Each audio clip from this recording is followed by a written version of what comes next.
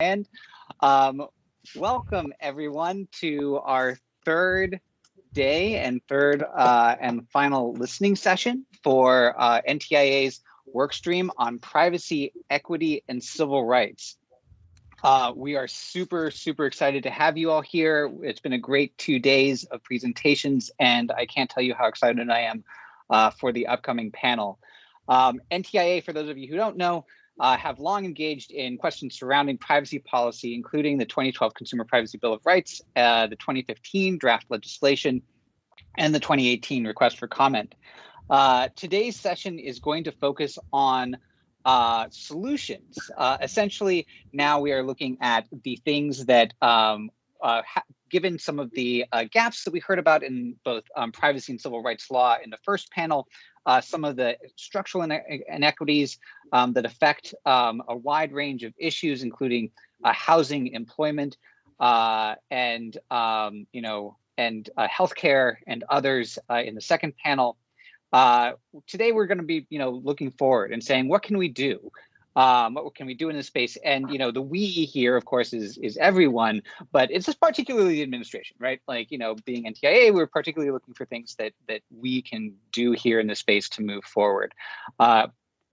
Particularly, again, given this administration's focus on questions surrounding equity and raising up and marginalized communities and fighting historical exclusion. So with that, for today, we're going to have a little bit of a different run of show than we did in the last 2 days, where we are going to start off with a panel followed by our keynote, which is going to be the Department of Commerce's Deputy Secretary, Dawn Graves, followed by a little bit longer of a listening session than we had in the last 2 days. I'm really excited about this panel. And I'm going to go ahead, and we are still admitting a few folks, but I think that we've got most folks on the line. I'm going to go ahead and start in. So on this panel with me today, we have a set of absolute rock stars, and I'm pulling up their their actual titles on my other computer. There we go. So first off, we have Laura Moy, Associate Professor of Law and Director of Georgetown Law's Communication Technology and Law Clinic, and Associate Director on the Center of Privacy and Technology. She's written, spoken, and advocated before federal agencies and Congress on a broad range of tech policy issues, and her current work focuses on policy issues at the intersection of privacy and the criminal justice system. Next, we have Elisa Gilson, Counsel to the Director of the Bureau of Consumer Protection at the Federal Trade Commission, where she works on policy matters, investigations, and litigation related to privacy and data security. We're joined by Ruman Chaudhry, the Director of ML Ethics, Transparency, and Accountability team at Twitter, and she was previously the CEO and founder of Parity, an enterprise algorithmic audit platform company. We're going to then move on to Lee Freund, President and CEO of NAI, who leads the organization's growth and helps set the agenda and strategic priorities. Lee joined NAI in 2015 after an 11-year career at AOL Incorporated, where she served as Vice President and Chief Counsel for Global Public Policy. And finally, we're going to hear from Woody Hartzog, Professor of Law and Computer Science at Northeastern University. His research focuses on law and policy issues related to privacy, digital technologies, and artificial intelligence. And with that, I am so excited to get this started, and I'm going to hand it right over to Laura. Terrific. Thank you so much. And it's so wonderful to see so many familiar names in the audience. I know we can't see faces today, but all right. So yeah, so I'll kick us off. I think I'm not going to spend a lot of time, obviously, talking about problems here that need to be addressed, since that's what our previous couple days have looked at. I'll just say, I think it's pretty clear from the previous 2 days panels and discussions and presentations that there are some really urgent problems here that have to be addressed. And so I'm going to talk about 2 things that ought to be done. One is we need legislation, and the other is that in addition to supporting legislation, there's a role for the White House and for agencies in general to play in encouraging change and increasing coordination across agencies. So on the legislation side, I have a lot of thoughts about this. Many of you have heard me speak about it before, but I'm going to highlight 4 things in particular that legislation should do to help address some of the problems at the intersection of civil rights and privacy or data. And so first is just traditional privacy protections, right? Limiting the collection and use of personal information. Let's focus on the other three. Beyond that, it's really important that a legislative fix that we have ensures that there are powerful cops on the beat. So a lot of times people are looking to the FTC on tech issues, but the FTC is 2/3 the size now as it was in the early 80s, and that's before the advent of the World Wide Web. It's very clear that we need more resources to deal with these issues. And the FTC has recently lost civil penalty authority. And many of the equal opportunity agencies that presumably have existing authority in the areas where one might be able to address issues of discrimination and data may lack the necessary technical expertise that they need to delve into emerging issues of algorithmic discrimination. So powerful cops on the beat. In addition to that, clearly prohibiting discrimination by algorithm in important life opportunities. So not just on eligibility determinations, but when determining who gets information about important opportunities. Those are areas that Travis just mentioned, like housing, employment, and credit, but also education and healthcare. These are areas where it's really important to just clearly prohibit the discrimination that may be taking place. And then fourth, in legislation, to require accountability so that companies don't just look the other way, right? So it's not enough to just prohibit discrimination by algorithm. We really need legislative fixes that also ensure that there aren't the economic incentives for companies to, and legal incentives for companies to just look the other way, to actually delve in and determine whether or not bias and discrimination exist. All right, and then I'll just touch really briefly on some of the other things that could be done beyond legislation, because I know I only have a couple minutes here. So I would just say, first, it's important for us to facilitate examination of agencies' own algorithms, and to ask not only whether algorithms are unbiased, but also whether they're fair. There are plenty of government agencies that are using algorithms in, for example, the criminal legal system, like face recognition algorithms, but also to distribute benefits.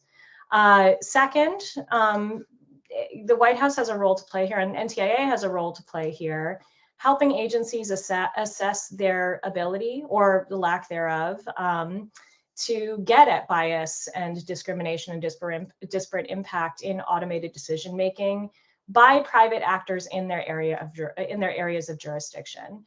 So I think one of the things that we heard about in the past couple days, and certainly 2 days ago on Tuesday, is that there are existing equal opportunities laws that help get at some of the problems that might be arising with discrimination by algorithm.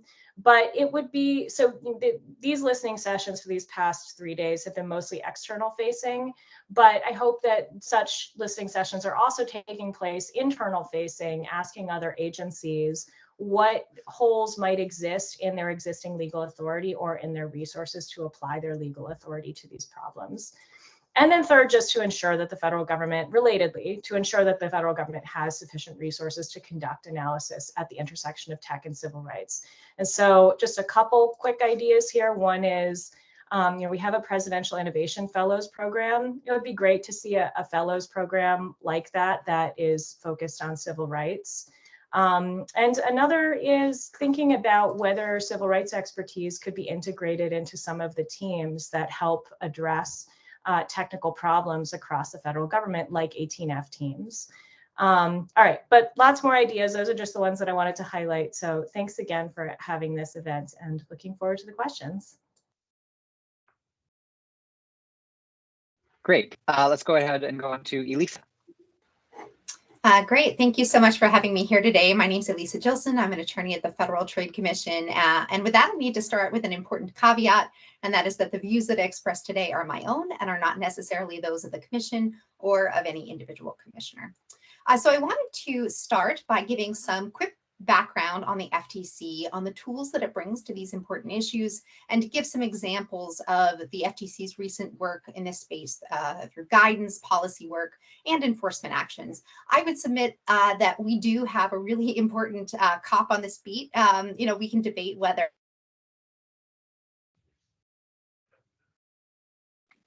Elisa, I think that you froze for a minute there. Let's give Elisa a second to come back.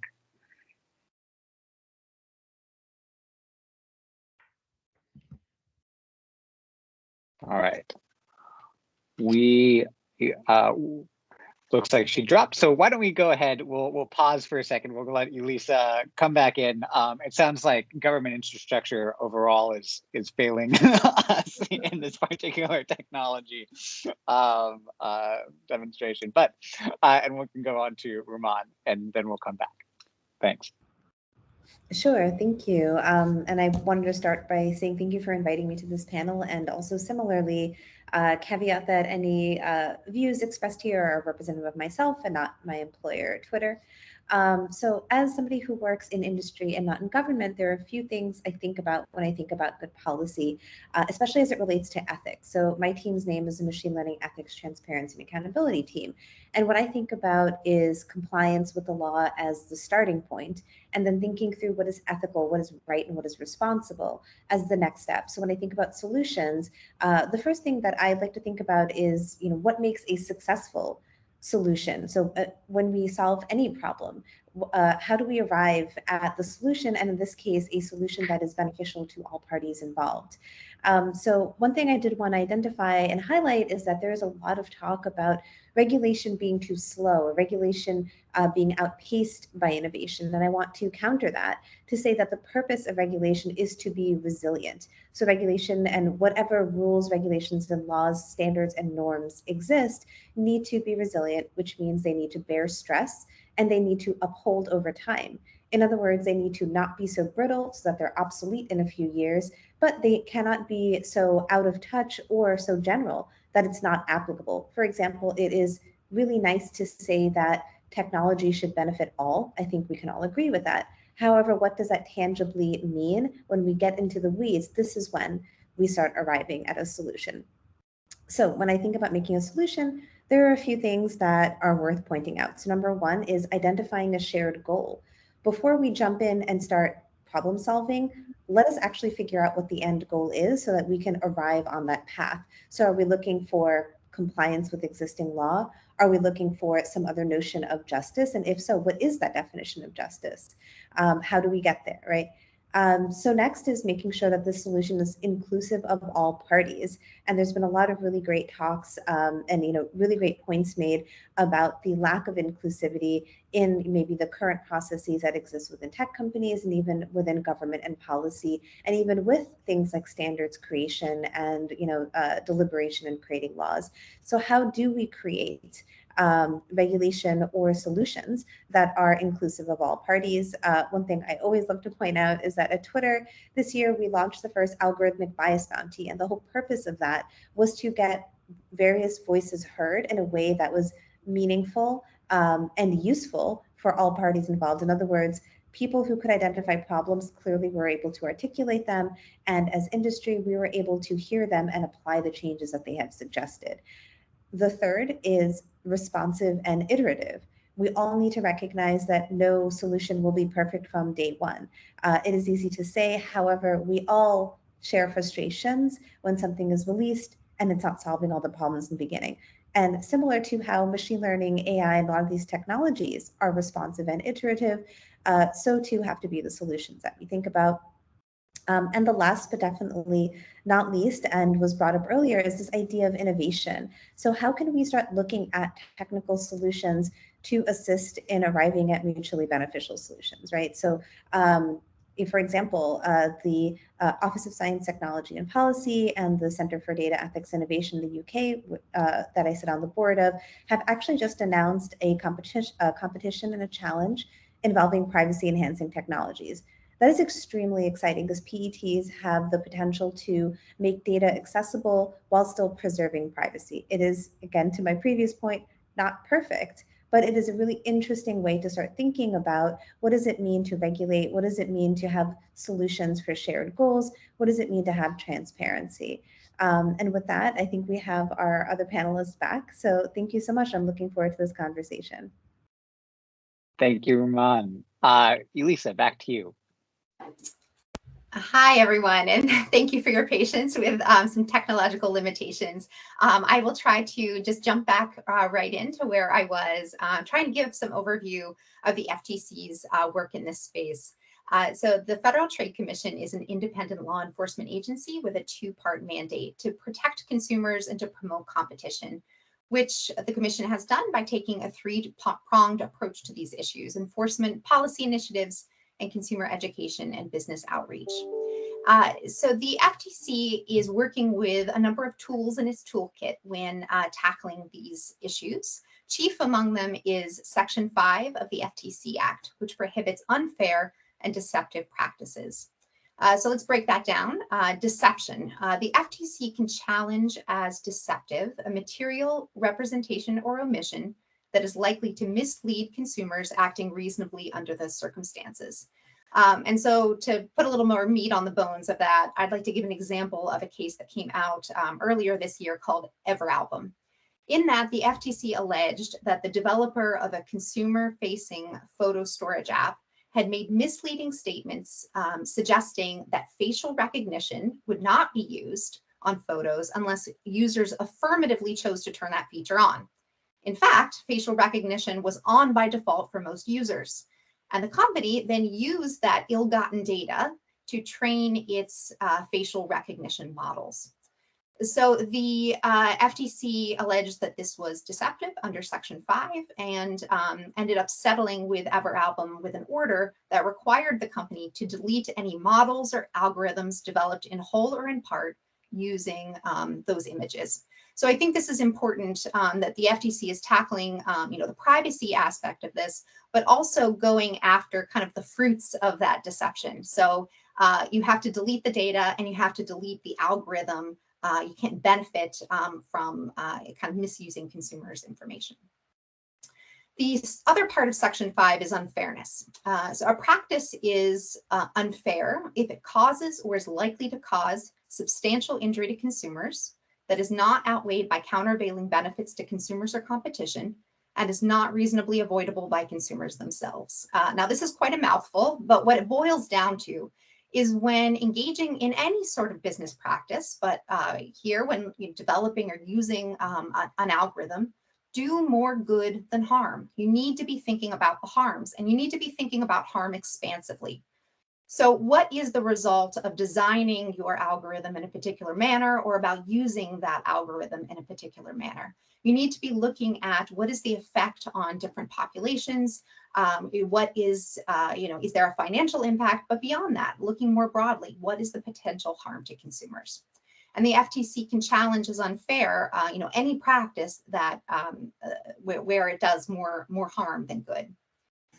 Now, importantly, there are other tools in the FTC's toolkit. So I'd just like to mention two others. The Fair Credit Reporting Act promotes the accuracy, fairness, and privacy of consumer information in consumer reports.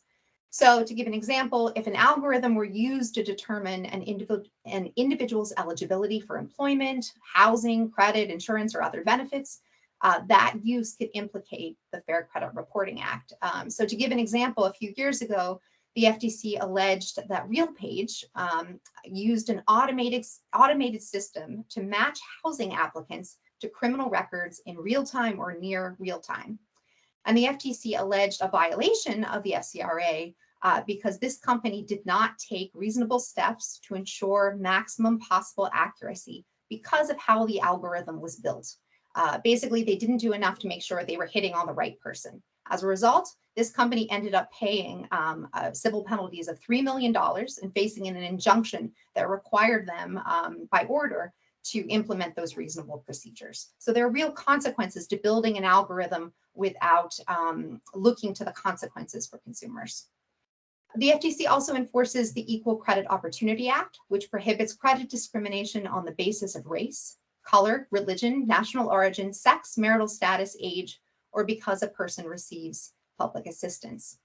So here, if an algorithm were used to make decisions about credit, resulting discrimination could violate the ECOA. Now, I don't want to take too much more time. I do want to leave lots of time for discussion, but I'd just like to highlight some of the FTC's work in this space. Importantly, the FTC has long and deep knowledge here. Going all the way back to 2016, the FTC issued a report called Big Data, a tool for inclusion or exclusion, which focused on analytics driven by AI. We've held hearings on AI and algorithms, including a hearing on that subject in 2018 and research conferences over the past couple of years. We've issued guidance on how to use AI truthfully, fairly, and equitably. And we've, as I've alluded to, we've done a number of enforcement actions that have addressed these important issues. So I would submit that the FTC is a very important cop on this beat.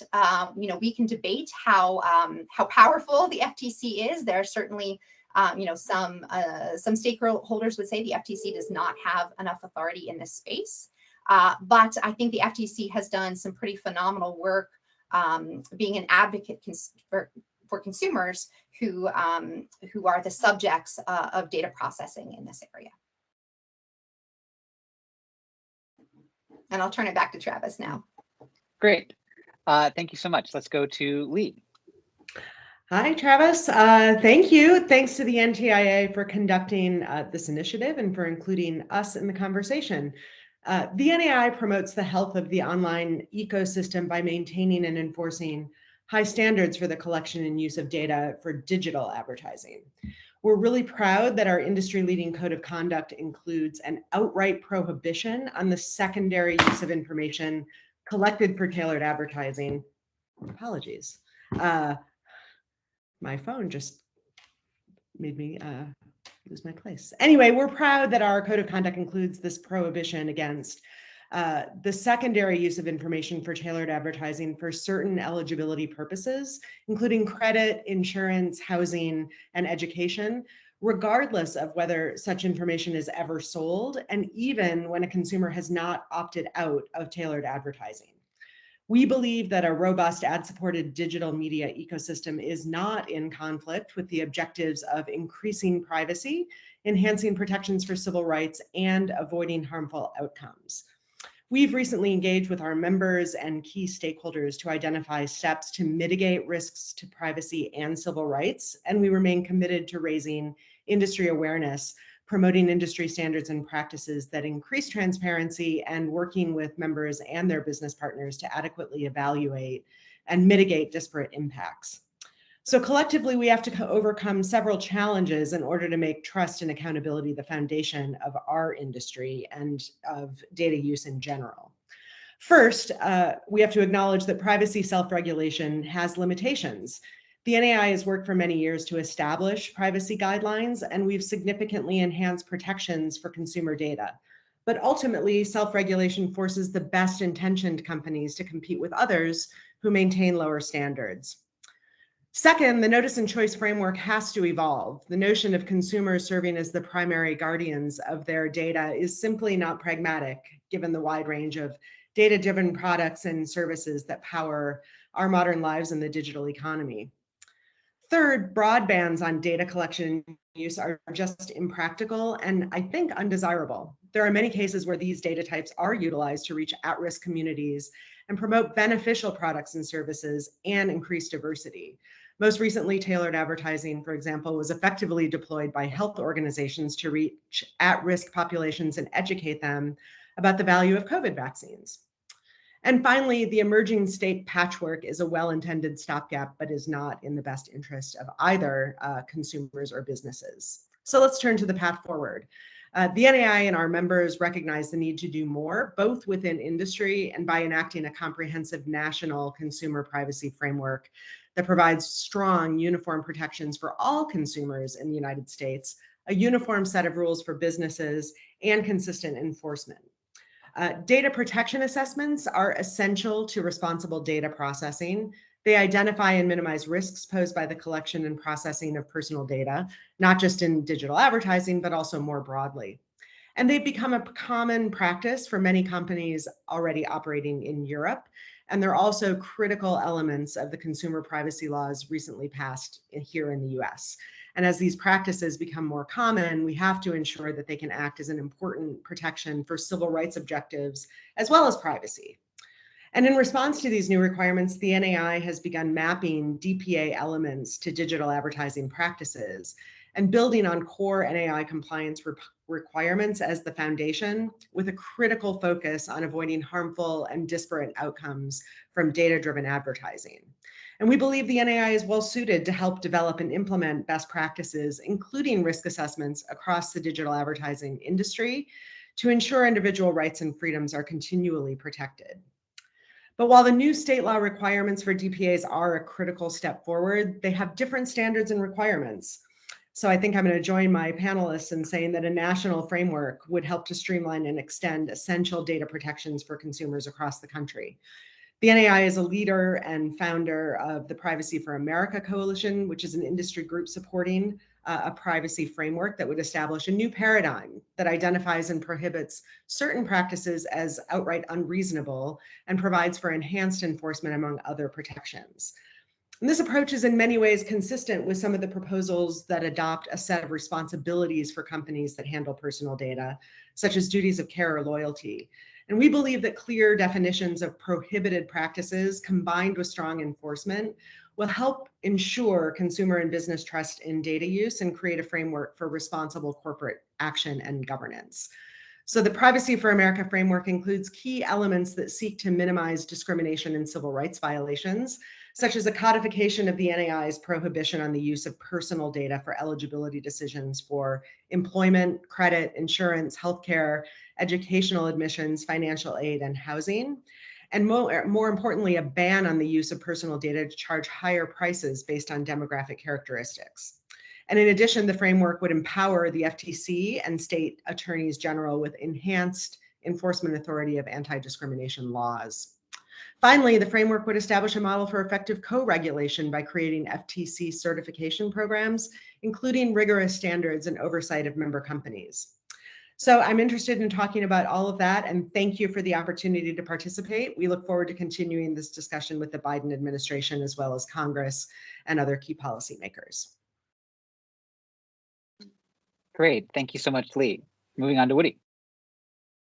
Thank you so much for the opportunity to be here and to be part of this fantastic panel. It's really an honor. I wanted to sort of end our brief panel discussion by zooming out a little bit and thinking about what are some things that we could do as a solution that moves beyond what we've been doing. Because if we do what we've always been doing, we'll get what we've always gotten. And to that end, I want to suggest that the most important thing that we do moving forward regarding data privacy, equity, and civil rights is move beyond applying frameworks that simply apply the fair information practices and conceptualize issues of privacy as control over personal information.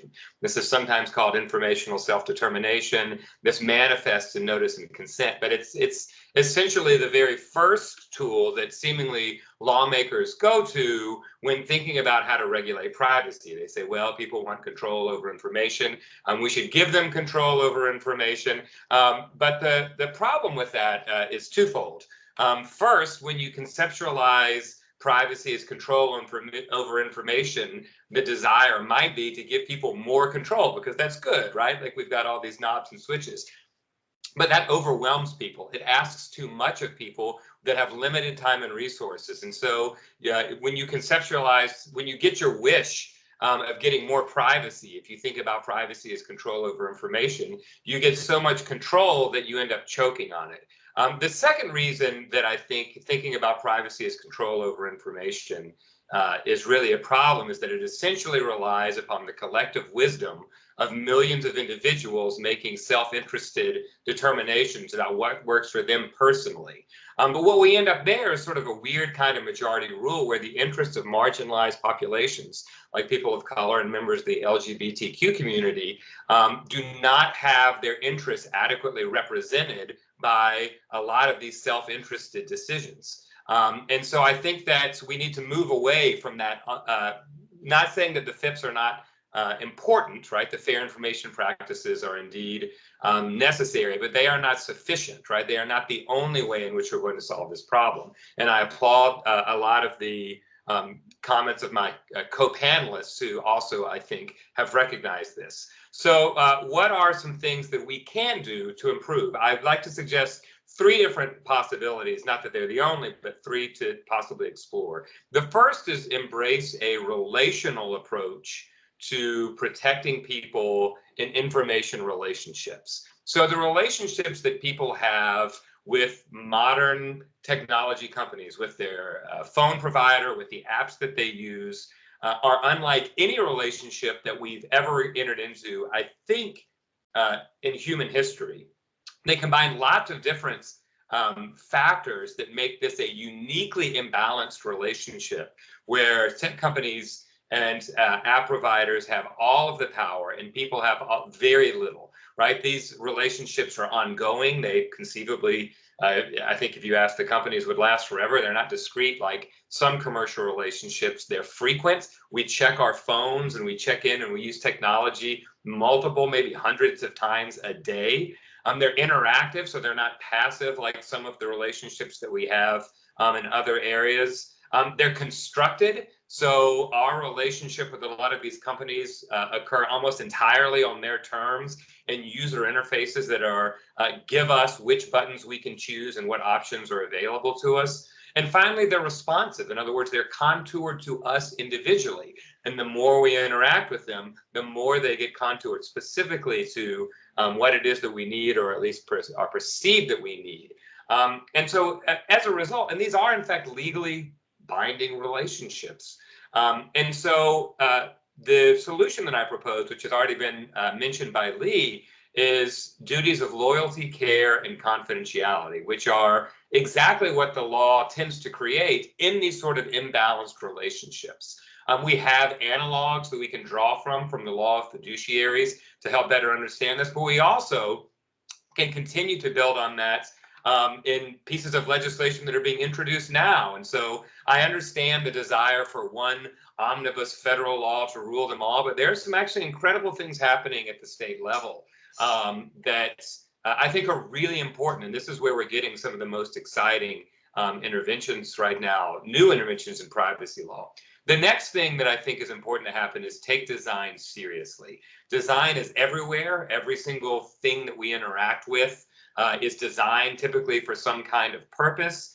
Design is power. It allocates who gets power, how that power is distributed, and how that power can be used. And design is political. There's no such thing as a neutral technology. Every technology is designed to impact our world in a particular way and make certain realities more or less likely. And so while the first instinct of lawmakers is often to regulate data, who gets to collect the data, how is the data used, where does it go, I think that we should also look into having better design interventions, better rules regarding the user interfaces that people interact with, and the algorithms that are built that affect people's opportunities and decisions that are made about them by those in power. Finally, what I think that is important that lawmakers do from us as a solution is move away from relying only on procedural protections and move towards substantive restrictions. So things like data protection impact assessments and algorithmic impact assessments are certainly important, but I fear that we over-rely on them at the expense of thinking about clear, concrete rules that are much more resistant to things like drift, like purpose drift or surveillance creep, or a sort of gaming of the system where there is a sort of procedural compliance, but not any meaningful substantive protection.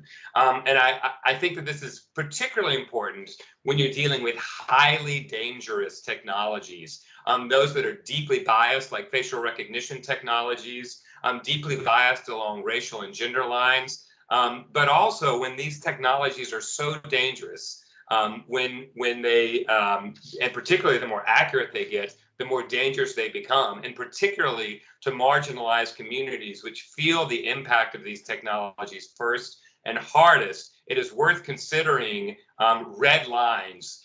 And what I'm specifically thinking of is, in certain cases, outright bans for these technologies, which again have already been explored at the city level and are now being explored at the state level. And so moving away solely from procedural protections towards these substantive ones, I think is the final, the third leg, and I think new solutions that can actually get us really meaningful protections. Thank you for the opportunity.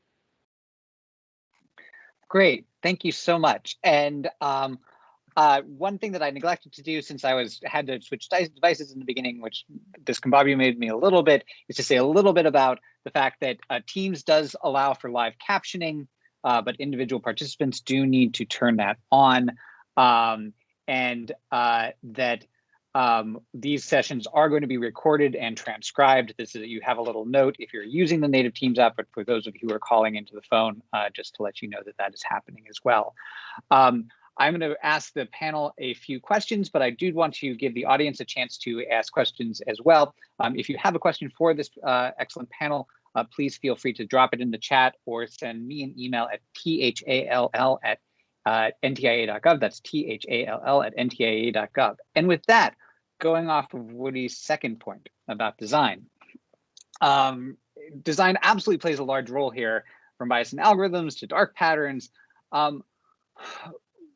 However, privacy by design is not a new concept, right? Like, it's been around for a little while. Rumaan, could you talk a little bit more? You've already touched on it in your opening remarks. Could you dive in a little bit? And then I'd love to throw it open to others. What role does design play here in terms of like figuring out solutions?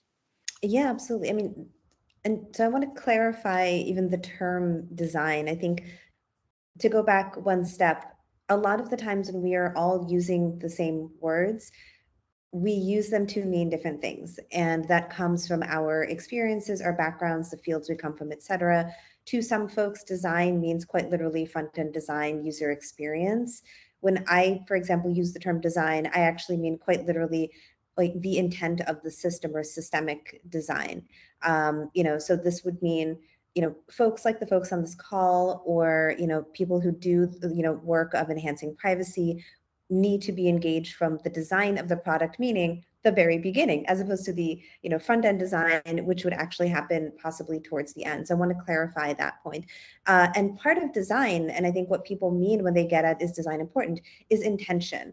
And this is not to say, oh, if they meant well, then it's fine. It literally means, what is the intent of the product? What is it meant to do? What is it meant to improve? How are you measuring success of this? So design is critical, but as a data scientist, somebody who builds products and solutions, I think of it very specifically, and as number one, individuals being involved in the crafting of the product and the identification and definition of the intention of the product, and intention as what is this codified into as our metrics and measurements of success. So it is absolutely critical, because where, and to the point earlier about drift, this is where drift can come in, because if we are not specifically intentionally designing things and or measuring the impact, then this is where drift happens, because nobody is essentially paying attention to what's happening.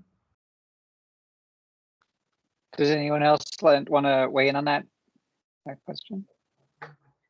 I'd be happy to offer a few thoughts. Yeah, so I agree with that completely. I think that makes total sense. And I think one of the problems with many of the systems that we're talking about is that they are they're optimizing for an outcome that does not have to do with the user experience, or does not have to do with making the one who is using the product or subject to it have a good and fair experience. So just a couple examples, right? One of we've seen many problems with content and advertisements on platforms that optimize content distribution for maximum user engagement, or to maximize user engagement, and that might align with the financial incentives of an entity that is ad driven. But it's in that instance, the user who's viewing the ads is in many ways the product, and so the experience is not the design objective is not for them to have a fair and good experience, right? Or one that is going to increase their well-being, whether mental or physical. That might be kind of beside the point. Or in the context of talking about algorithms that might be used to help employers make hiring decisions, or to help employers monitor their employees. Again, the design purpose is to improve or make more efficient the processes of the employer. And that's not necessarily going to improve conditions for the workers who are subject to surveillance or who are subject to evaluation by an algorithm. And so, so I think I would just say here that I think it's really important if one looks at a system and says, the financial incentives are set up here for the design purpose to be one that is that runs perpendicular to the interests of people who have relatively little power, but whose data is being used or who are being subjected to decisions made by this system. Then it's really important for there to be regulatory forces that change the incentives. And so, so one of those is just to prohibit certain outcomes and to require monitoring for those outcomes, and to ensure that penalties for violation of those prohibitions are truly painful, such that there is a financial incentive by the entity using the system to actually optimize for the outcome that will avoid liability and a painful penalty. Great. Moving on, let's talk a little bit about enforcement and, what are some of the hurdles and what is needed and where should the emphasis be? And so, Elisa, I'm going to throw this to you, noting in particular your caveat from the beginning that you're not speaking on behalf of your employer, but just, throwing it out to the panel, but, looking at you first, what are some of the hurdles that you see? Yeah, thanks. It's a great question. I think one of the first things to highlight is that the statutes that I described at the beginning, Section 5, the Fair Credit Reporting Act, ECOA, they're not specific to privacy. They're not specific to artificial intelligence. So they are much broader statutes that were not specifically designed to address these particular issues. So query whether legislation that would be focused on those particular issues would be stronger. Many stakeholders, including some of my co-panelists, I think would argue in favor of that. So also note the limitations of the tools that the FTC is working with, setting aside what they're targeted at. Many commissioners on the current commission and in past commissions, in arguing to Congress that we need a comprehensive privacy and security legislation, have acknowledged some of the limits on the FTC's authority, such as the lack of rulemaking authority under the Administrative Procedures Act, the inability to obtain civil penalties in the first instance for violations of Section 5. So, there are some really important limitations there. Also, just look at the size of the FTC. We're a tiny, I would say scrappy, but pretty small agency. If you look at the size of the in-privacy staff at the FTC and compare that, across the pond, and look at the data protection authorities throughout Europe, it's really a stark contrast. So, there are those limitations as well. And then finally, I would just say that there are the hurdles that come with every law enforcement action. So under the unfairness analysis I described, we have to prove harm. It can be challenging to prove harm, not just in this context, but in any context. So there are always the issues of evidence and proof that we need to go through. But I'm sure that my co-panelists have much more to say on this important topic. Yeah, hi everybody, this is Lee. I'll chime in and say that I agree with everything Elisa said, and it is clear that the FTC needs more resources, and by more resources, we don't mean just people, but also all of those things that you talked about. I think just to add in a selfish pitch for self-regulation to assist the FTC and other authorities in kind of letting them focus those smaller numbers of resources on the truly bad actors or the egregious violations, and helping us keep industry to a standard so that the FTC can focus its resources where it matters, I think is a really important role, and one that we look forward to playing, hopefully if we have a new privacy law at some day soon. Excellent. Next question. So a couple of people brought up notice and choice, or, Woody, you talked a little bit about control. You already discussed a little bit, the idea of duties. But maybe if we could just talk again a little bit about how we get past notice and choice, and, and I think recognizing that notice and choice or control probably will be part of any type of system, right? Like to a certain extent, transparency and some degree of like allowing for consent is desirable. But you know, maybe we could talk again a little bit about how we get past that conversation. Again, with the focus of this conversation not being privacy at large, but particularly with regards to marginalized communities and the harms that they face. And let's go ahead to Woody and then Laura and then others if they want to chime in. Thanks very much. So I think that the key starting point when having conversations about how we get past consent is we have to decouple the concept of consent from choice.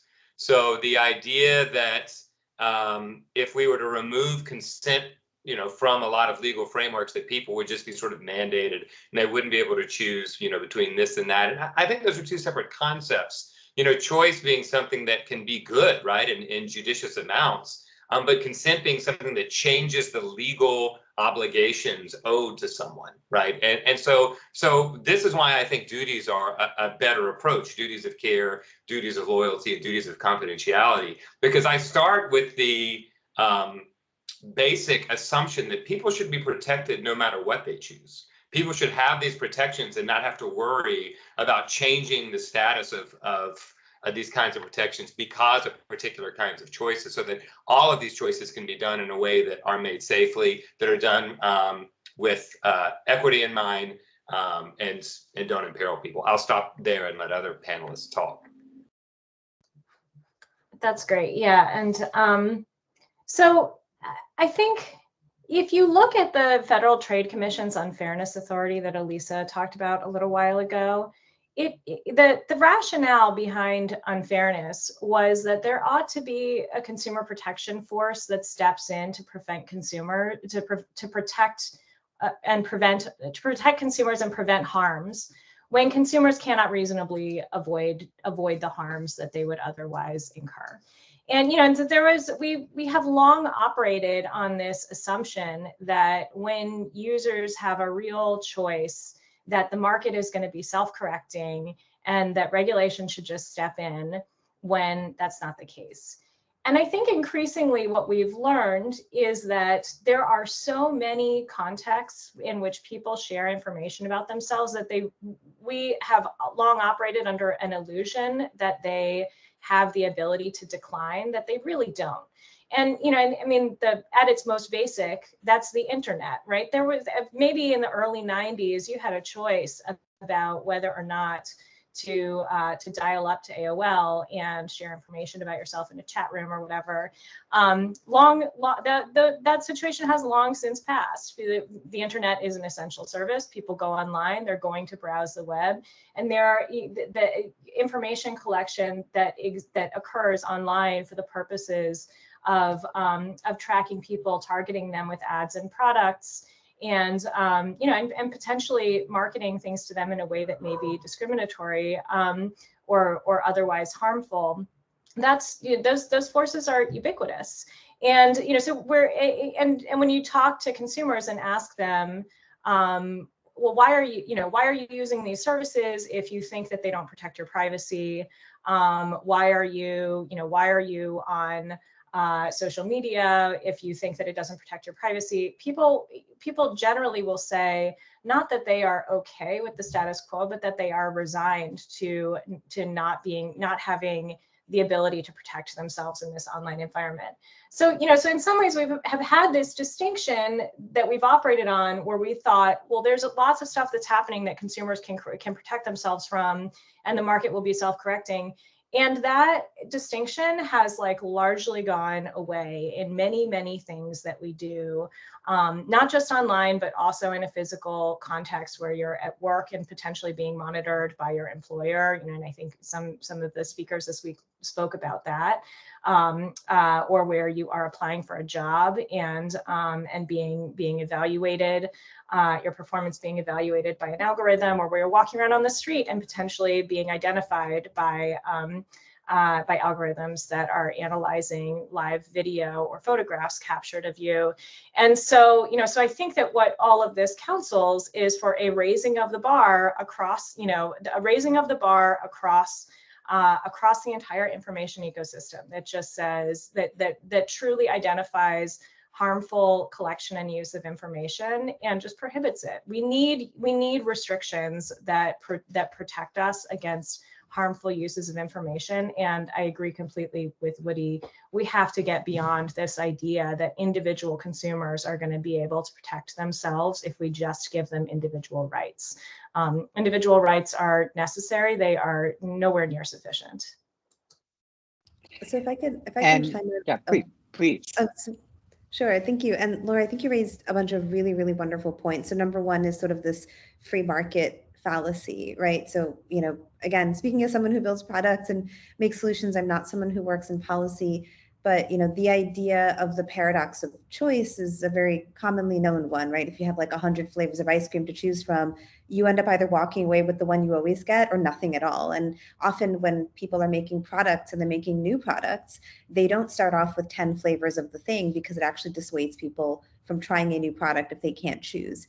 As the other part is, as you mentioned accurately, Laura, that we don't have an option, not only because the technological systems that we are subject to are not ones that we are in ownership of, for example, our employers, et cetera, but also that a lot of these technologies have become an integral part of daily life, right? And the pandemic has really shown that. I mean, at the beginning of the pandemic, people were saying things like, what would we have done if the internet wasn't around and we had something like the pandemic? And in a good way, because it helped people stay connected, get information, et cetera.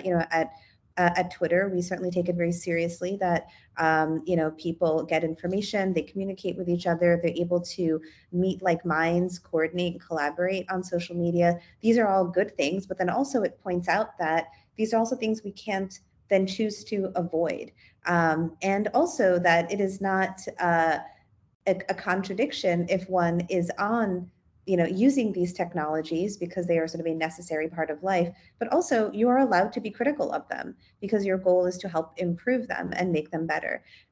So, when we think about what it means for people to be able to exercise rights to privacy, it needs to be more than toggles that we turn on and off about very superficial things.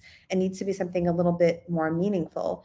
And that is a really difficult problem that I like to think about a lot, especially as we think of algorithmic choice, which is something that my team has been working on at Twitter. What does it mean to give individuals who are not all data scientists, et cetera, meaningful interaction with their experience on social media or wherever they are? What does it mean to have influence into your algorithm? Because people already try to do that in a way, right? Everybody has some sort of mental map of how an algorithm works and what you may click on or read or like or not like, influencing it, whether we do it consciously or subconsciously. Plenty of people do it consciously. We choose to avoid reading certain things or searching certain things. We choose to actively seek certain other things. And again, all with this goal of this idea of training our algorithm or our experience to do something. So it is very critical that we think of this as, a collaborative, as something iterative, as I mentioned earlier, and agree it's not just on individuals, but what are the roles that every single actor here plays in enabling this ecosystem of communication that's also preserving privacy and your right to choices. So we are going to be turning soon to our deputy secretary, and if he happens to be on the line, please go ahead and raise your hand. But I think he's still waiting to join. But we are going to. I'd like to ask one more question while we're waiting for him to get teed up, and that is, what are other things that we can do? We've talked a lot about legislation, right? Like everybody kind of focuses in on legislation, but that's not the only tools in the broader toolkit. What are other things that can be done? Lee, you talked a bit about self-regulation. We've talked about enforcement. The FTC, of course, from the previous couple of days, is not the only enforcer on the beat here in terms of civil rights laws and even in terms of privacy in many cases. What are the drums that we should be beating?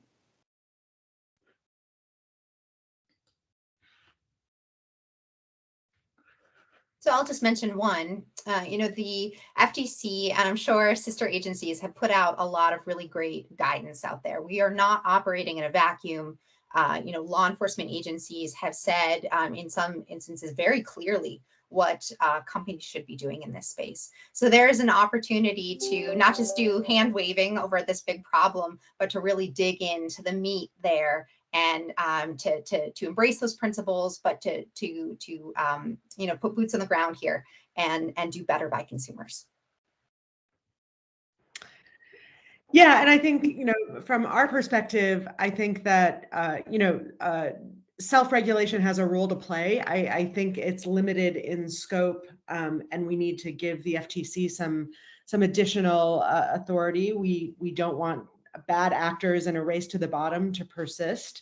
But I think that with adopting a more formal structure, something like we propose in the Privacy for America framework would provide for some robust co-regulation that could help bring industry and the administration and Congress and other stakeholders together to actually try to tackle these problems in good faith. I think codes and industry standards can be a better approach than having some of the larger technology intermediaries take the reins and put in place policies that limit other companies. So we have to be careful about that.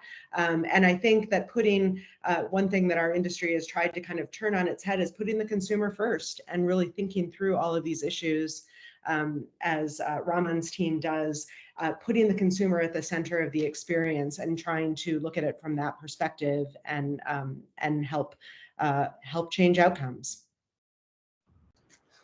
And I think so. I'll just reiterate something that and expand a little bit on something that I said in opening, which is that I think that there are things that could be done.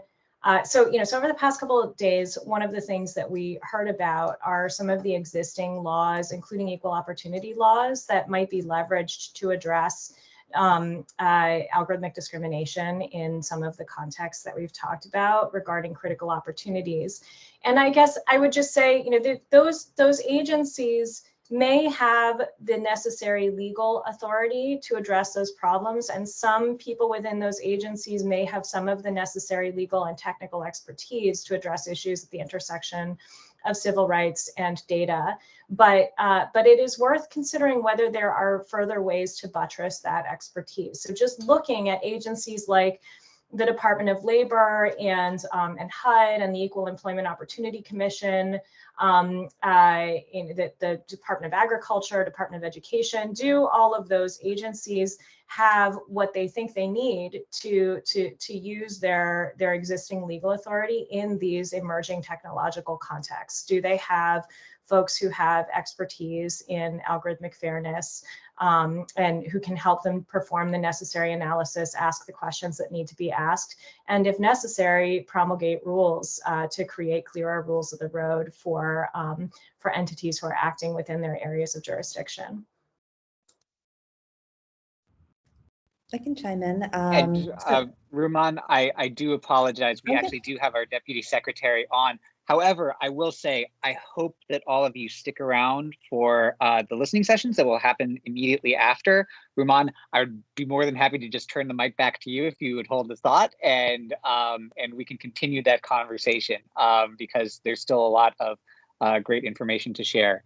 And with that, I'd love to turn the mic over to our Deputy Secretary. So if our panelists could mute their microphones and turn their cameras off, and we'll hand it right over. Thank you so much, Deputy Secretary Graves. Well, thanks so much, Travis and Ramon. I'm sorry for cutting in, and I'm glad that, Travis, you're going to go back directly to her. On behalf of the Commerce Department, I want to express my deep appreciation to all of the panelists, the speakers, and members of the public that have participated for sharing your expertise and your insight this week. As I think many of you already know, on his first day in office, President Biden made it a policy of the entire federal government to advance equity, civil rights, racial justice, and equal opportunity.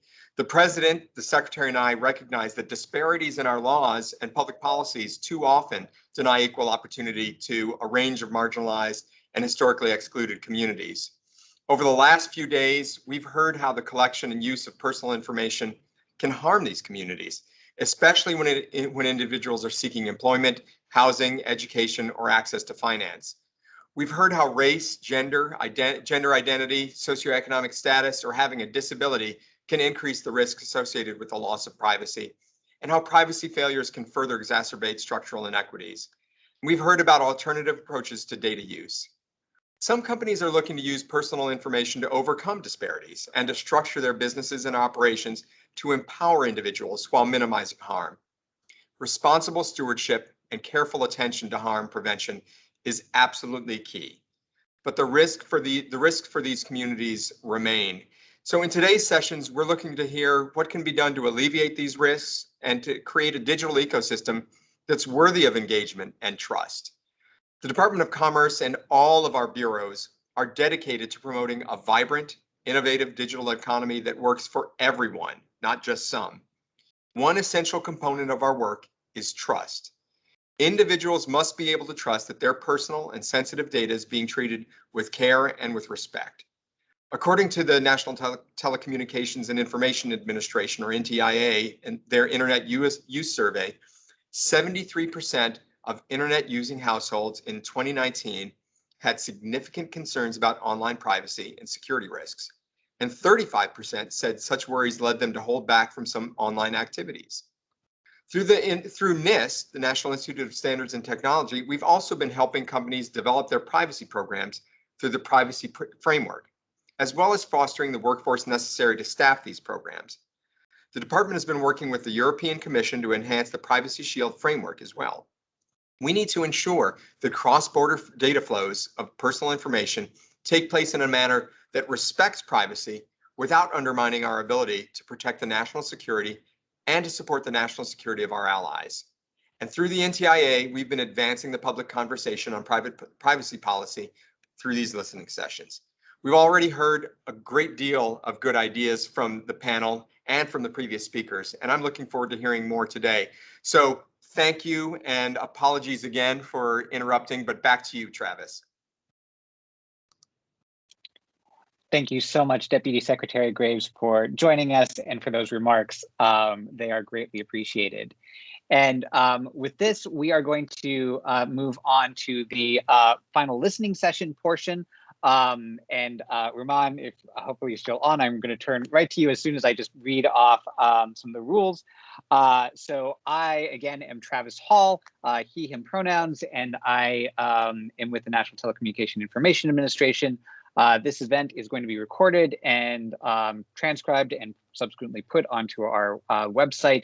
Live captioning is available through the Teams desktop, mobile, and web app, but live captioning must be enabled by participants. For public participation, for those of you who are using the native Teams app, you can use the raise hand function to indicate that you would like to speak or ask a question. When you are called on, we will temporarily enable your microphone and camera, and participants should note their name and affiliation as they're asked the question. Participants dialing in will need to email me at thall@ntia.gov. That's again, thall@ntia.gov. On the subject line, listening session phone question, and let me know who you are, and very importantly, what your phone number is, so we know who to call on. And phone participants who unmute themselves will be removed from the call. Participants, you can also either put a question into chat or put it into or send me an email and I can read the question out. And NTIA staff will be monitoring the live chat video and audio and remove participants who attempt to disrupt the proceedings. And with that, Ruman, if you are on, I'd love to just hand it back to you to continue the conversation. I am, thank you. And certainly no need to apologize for interrupting. I think you were talking through, what are the things that we can invest in now and what are the things that we should be thinking about building. I just want to point out sort of two of the things I talked about in my opening comments. I spent a very short period of time talking about the algorithmic bias bounty. For folks who are unfamiliar with what it was the first time a company had opened up an algorithm for public inspection, public scrutiny, the same way the security field does bug bounties. And what we were able to accomplish with that is structured feedback from dozens of individuals across 10 different countries in 1 week. So something that, my team nor really any other team that exists today in machine learning ethics could really pull off. And the second is, I think as a bunch of people have mentioned, more investment on the government side. I would love to see more investment in some of the more advanced technologies. And again, not that technology solves all the problems, but certainly there are clever and creative ways to think about all of the amazing technologies that exist today that can enable all of these different agencies to do their job. So, what can bring people with purpose and mission over into the government to do these jobs? And, what is the incentive that can make them commit themselves, to working on good collaborative solutions?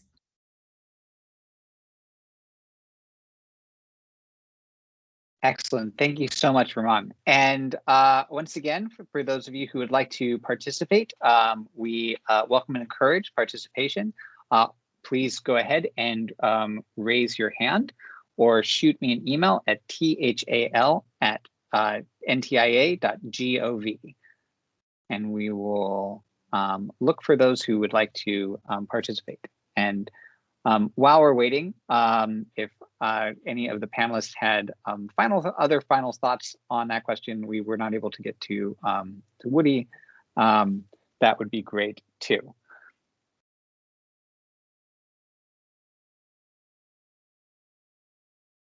And I do want to take a quick moment while we are waiting for folks to raise their hands to participate in this session to thank our panel for for being our extended panel. Unfortunately, because we got a little interrupted, I failed to do that. Thank you so much for the excellent and fascinating conversation, and also thanks to my team of Ryan Carroll, Ruth Yudagan, and Lindsay Barrett for making this all happen. And it looks like we do have Evangelos. So if we could make Evangelos a presenter, and then once we do that, he'll be able to, you're good if you could unmute yourself and let us know who you are and your comment.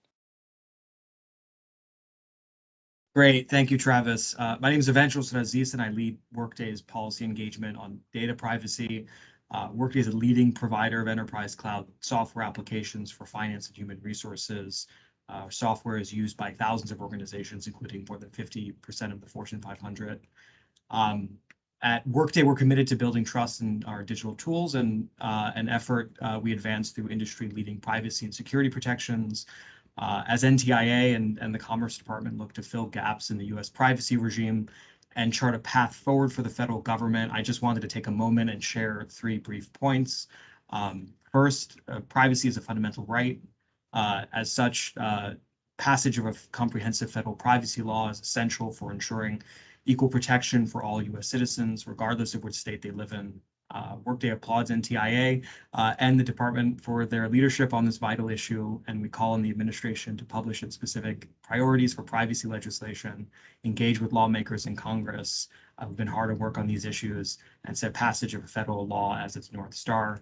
Second, the tech industry is far from monolithic. Cloud-based enterprise software providers operate solely in the business-to-business market and provide services that compete on privacy protections, streamline processes, and increase efficiencies for companies throughout the economy. To be successful, federal privacy policy needs to account for these and other fundamental differences in business models. And then third, a strong and well-resourced enforcement is necessary to uphold the privacy rights of Americans. We encourage NTIA to consider how the FTC's existing roles and resources should be bolstered to better protect the privacy of U.S. citizens, and what role states' attorneys general may play as well in this enforcement regime. I'll just quickly end by applauding NTIA for letting me speak, and for the department for organizing these listening sessions and for the forthcoming requests for information. The timing really is right for NTIA to play a pivotal role in focusing the administration's efforts on passing a federal privacy law. So thank you once again. Thank you so much. And I'll just put out there, you do not need to thank us for letting you speak. We are excited and encourage everyone to. And on that note, we have Matthew Schwartz. Ryan, if you could get Matthew as a presenter, and Matthew, once you're there, you can go ahead and mute yourself and let us know who you are and where you're from and your comment. Thanks, Travis. Good afternoon, everyone. My name is Matt Schwartz. I'm a policy associate with the App Association. We are the leading trade group representing small mobile software and connected device companies in the app economy. It's a $1.7 trillion ecosystem. We thank NTIA for holding this series of listening sessions to solicit input into how it should approach these very important issues at the intersection of civil rights and privacy. The App Association certainly shares NTIA's concerns about the ways that organizations can use data, whether that be intentionally or unintentionally, in a way that disproportionately harms marginalized communities. It should be noted that such practices also damage the reputation of good actors, especially small businesses like our members, kind of just trying to do the right thing by their customers. So that's why we urge the NTIA to include in its final forthcoming report on this topic recommendation for Congress to pass comprehensive privacy legislation that couples strong consumer rights, such as the right to know, access, correct, and delete information, including elevated protections for sensitive personal information, with strong civil rights protections, including anti-discrimination language to protect individuals who effectuate their rights under the law, and protections against egregious user manipulation through dark patterns that bring concrete harm to users, just to name a few protections. We believe that recommendation from the experts at NTIA to this effect will go a long way towards moving the ball forward meaningfully on privacy protections in this country. So thank you for your time and consideration of our input. Excellent. Thank you so much. And again, for those of you who would like to participate, feel free to raise your hand. If you are on the phone, a nifty feature is you can hit *5 in order to raise your hand. And we have Brandon Pugh, or Pugh, and I apologize if I mispronounced that. If we could make him a presenter, and if you could introduce yourself and your organization and your comments. Sure. Well, good afternoon. My name is Brandon Pugh. I'm Policy Counsel with the R Street Institute on the Cybersecurity and Emerging Threats team. So we'd like to first thank you for holding these public sessions, and we truly mean that. We've enjoyed listening to the different experts and the panels you've had over the course of the 3 days. So the Cybersecurity and Emerging Threats team at R Street is focusing heavily on data privacy and data security.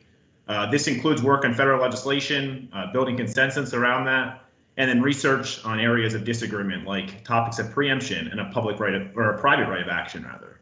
But equally as important, we believe that taking civil rights into consideration while crafting privacy solutions is essential. This includes ways to prevent specific groups from being disproportionately impacted. And we're happy to be a resource as the report is developed. We can submit written comments later when that opens, and we'll also proactively share our written work once it's published. But thanks again, we appreciate it. Excellent. Thank you so much, Brandon.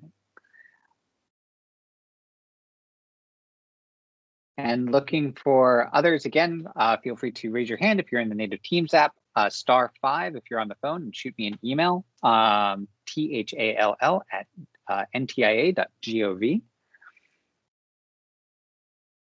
We have heard a lot about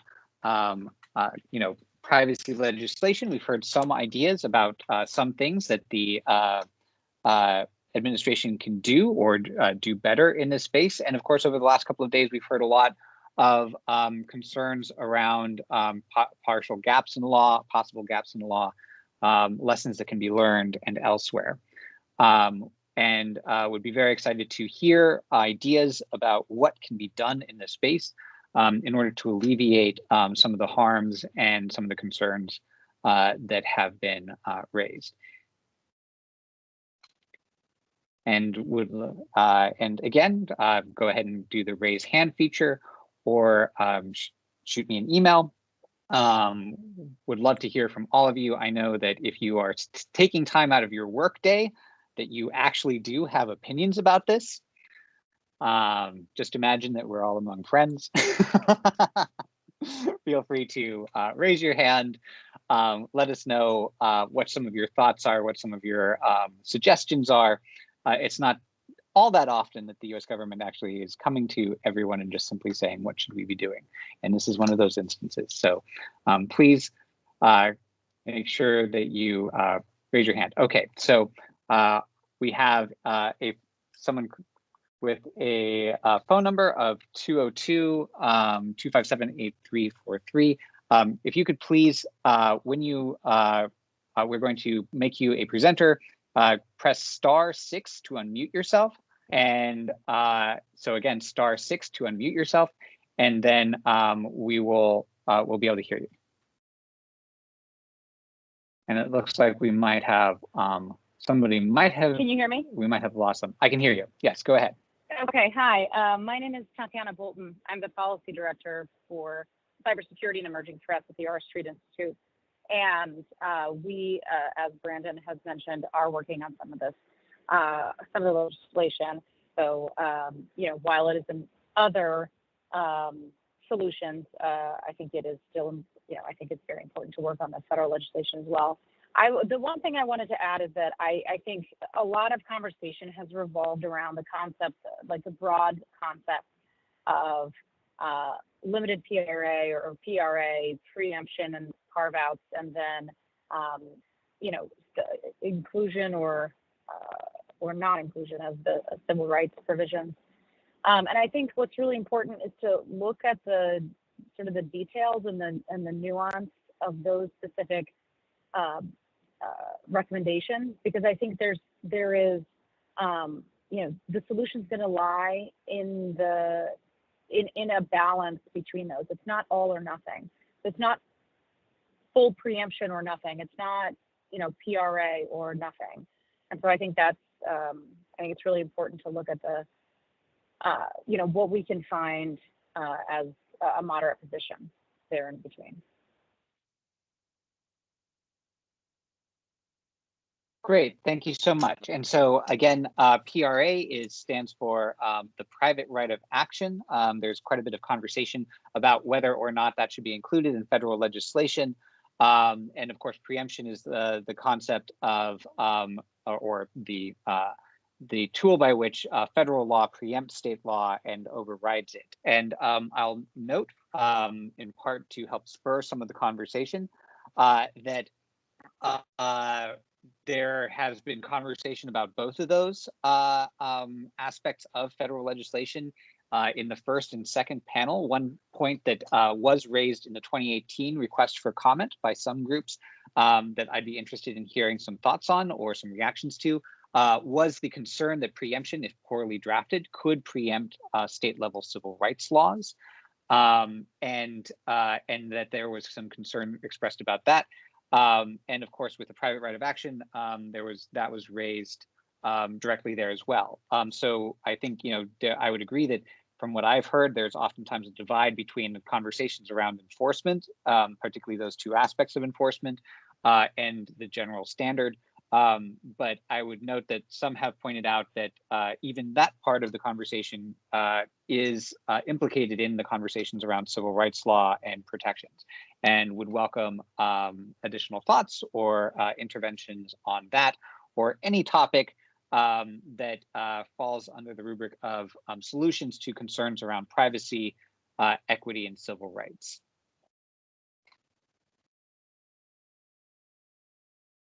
And would welcome, again, folks to raise their hand in the native app, the Teams app, or to, if you're on the phone, to press *5.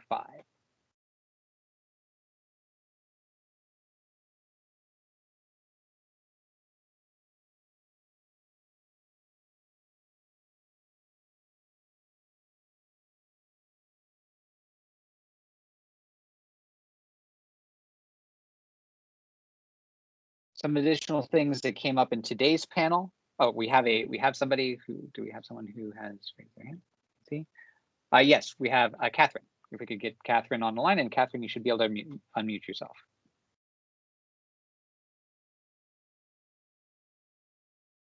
Catherine, go ahead.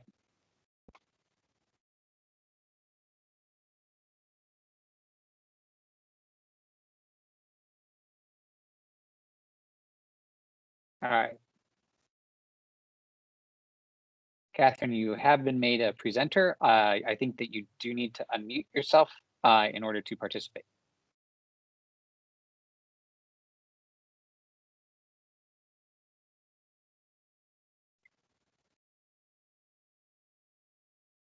All right, while we get Catherine to be able to work out some of her technical issues, let's go ahead and go to 904-305-6659. We're going to go ahead and make you a presenter, and then you'll be able to hit *6 in order to unmute yourself.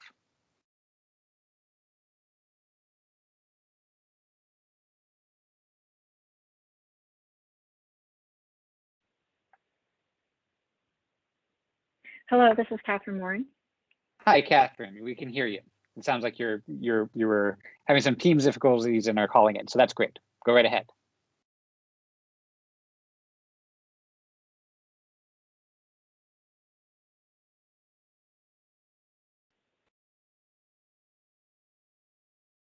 Catherine, we could hear you Yes, through your phone. There you go. It remuted me. I'm not sure why. Okay, sorry about that. Go ahead. Okay. I just wanted to share my story today about data privacy. In 2014, 2015, I discovered our school district had shared my child's information, my personal email, and more with the vendor Etsy. It appears this vendor was not qualified as a school official under FERPA, a requirement for sharing student data. FERPA is not protecting our student privacy. We asked that our child's identity be removed, but the school district did not think the vendor could do that. Our request was denied. The following year, our district became a beta test site for Etsy's learning analytics. One contract stated the district received reduced rates as an early adopter. Was the student data being put at risk for reduced rates? In 2018, I requested our complete student record, including a list of accounts, data, and metadata held by third parties. I was denied access to this data despite emailed requests, numerous meetings with our school administration, a school board member, and a district lawyer. I've written Florida's governor, Department of Education, Attorney General's office, and legislators about a variety of data privacy and security issues.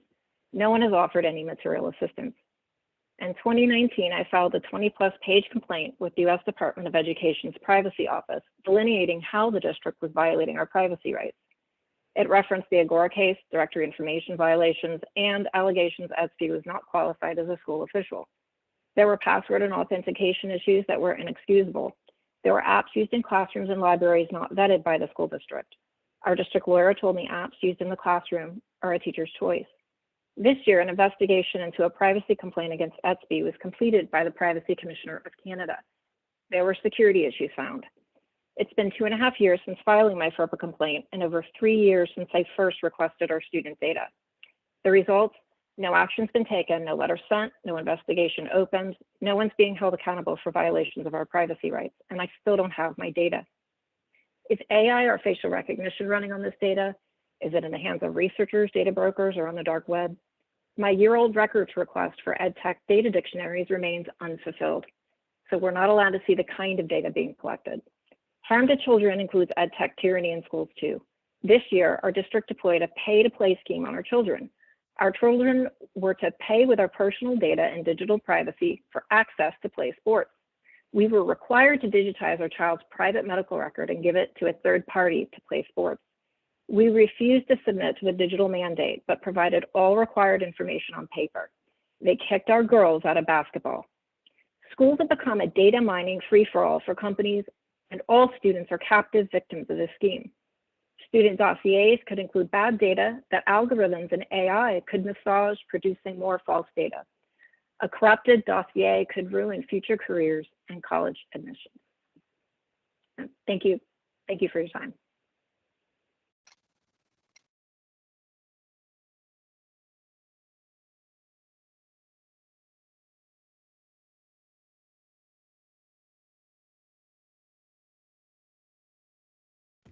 Travis, you're muted.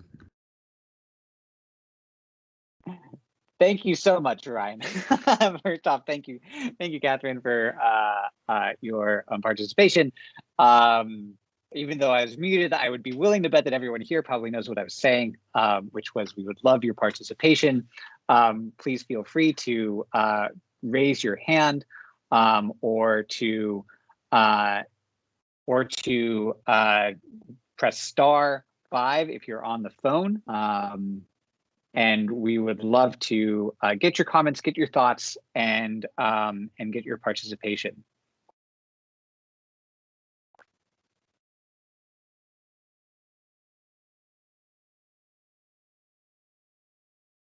And I would want to put out there, you know, just for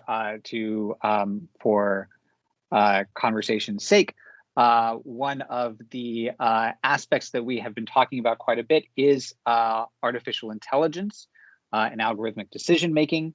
The Office of Science and Technology Policy has held a series of events on this, as well as 2 listening sessions on biometrics. Privacy did come up. It was a part of the conversation on consumer protection. It was also part of the conversation on health data and on financial data. There is an overlap between our conversation here and the conversations on artificial intelligence, as has been evidenced in every single one of our panels. However, I would note that privacy is not just about algorithmic decision making, but other aspects of data collection and processing and use. And I would welcome thoughts on possible solutions, possible paths forward, both on the subject of artificial intelligence and how we should move on forward in terms of making it the usage fair and making sure that the uses do not harm marginalized communities, but then also in terms of the other areas of collection and storage, sharing, and use.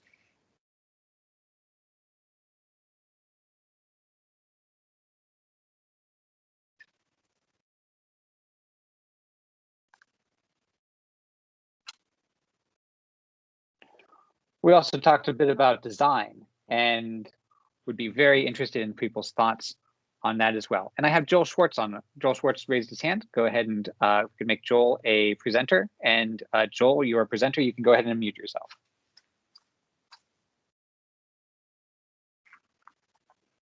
All right, thank you. I hope I did this successfully. Have I unmuted and pictured? Get my camera on? All right, great. Thank you so much. First of all, I'll let you deal with the lobby requests because I don't want to omit someone by accident. First of all, thank you for giving me the time to speak. Thank you for holding this forum. And thank you also to Catherine for speaking up about the issue she's had. Actually, I think so I also am a co-founder of a group called the Student Data Privacy Project. I think some of our other founders have spoken the previous days on this forum. And I think we've spoken to Catherine before. The scenario sounds very similar, and it is similar to a lot of scenarios we heard from other parents around the country regarding student data privacy. So as some background, I am an attorney. I try to pretend I'm not, but honestly I am, so I'm going to admit it here in public. I'm going to help sessions to help me get past that part. I'm a consultant on privacy and data protection for a consulting firm here in DC. I'm also an adjunct law professor where I develop and teach courses on privacy and cybersecurity, and I also have 4 children, 3 of whom are actually in the public school system here in Montgomery County, Maryland. And so a little background on FERPA, which the Family Educational Rights and Privacy Act, which Catherine was referring to, is really the only statute that actually enables parents to really enforce the rights of the children, prevents the schools from sharing data about children without the appropriate cause and process and protections, etc. It's a 1974 law. It's just antiquated. When it was passed, mimeograph machines, and those of you who are old enough to remember those smells like ink in the principal's office, and they would have those things turning and print out the tests. Calculators were just becoming hot, and there was no such thing as an iPhone or a cell phone or even those big brick phones at the time. But we've obviously fast forwarded quite a bit since then, and ed tech providers came on the scene. COVID-19 obviously expedited that process, and we're sharing lots of data with ed tech providers. So what's the problem? Well, the problem that we've seen in our organization and through all the parents we've spoken with, and Catherine certainly encountered this, is that FERPA is premised on the idea that schools will consent on behalf of parents without parents actually consenting to sharing information with other vendors based upon what's called the school official exception. And one of the requirements is that they maintain direct control over that vendor. Now, back in the 1970s, that made a lot of sense because, that meant you had someone come into the classroom and give a presentation physically, and you could control what data they got access to and how they used it. But the problem is today, it just isn't working out that way. Schools are not maintaining direct control over their vendors. And as a result of that, we actually tested this theory because we were hoping we were wrong. So as part of the Student Data Privacy Project, we reached out to parents around the country, and we had about a dozen or more states participate with parents, send FERPA requests to their schools asking for the data held by their children, including myself, by the way. And almost unanimously, either we were told that FERPA doesn't apply to data held by EdTech providers, or FERPA doesn't apply in the context of online. Uh-oh, am I on hold? We can hear you just fine. All right, yeah, I got that little screen saying I'm on hold. I apologize. And some schools literally just admitted to us they couldn't get the data. They didn't know how to get the data. So this idea of direct control doesn't really work in the context that we're talking about here in the modern ed tech world. And in fact, actually, let's completely be honest here. I mean, I'll tell you my personal opinion. Google, which is a huge part of the classrooms of Google Chromebooks and as well Google apps, etc. Does anybody really believe that a small county and a public school system in the middle of the country has the ability to directly control Google and tell them what to do and when to do it and how to do it? Even the EU legislature can't control Google and get them to respond to their inquiries. So it's a premise that's false today. And so what happens is FERPA eliminates parental control, parental consent. And now we're in this position where the schools do not understand how, are not resourced to oversee these vendors. And even if they were, honestly, they don't have the ability and the cloud to do so. They have one-sided, very specific contracts that we all sign or terms of service. You can't really negotiate these. So the ed tech providers are really in control here, and they're getting access to our children's data, literally hoovering it up. My children have at least 5 to 10 programs they use daily in the school system. I can't opt them out of them because, unfortunately, there is no option for in remote learning to actually use a non-technology solution.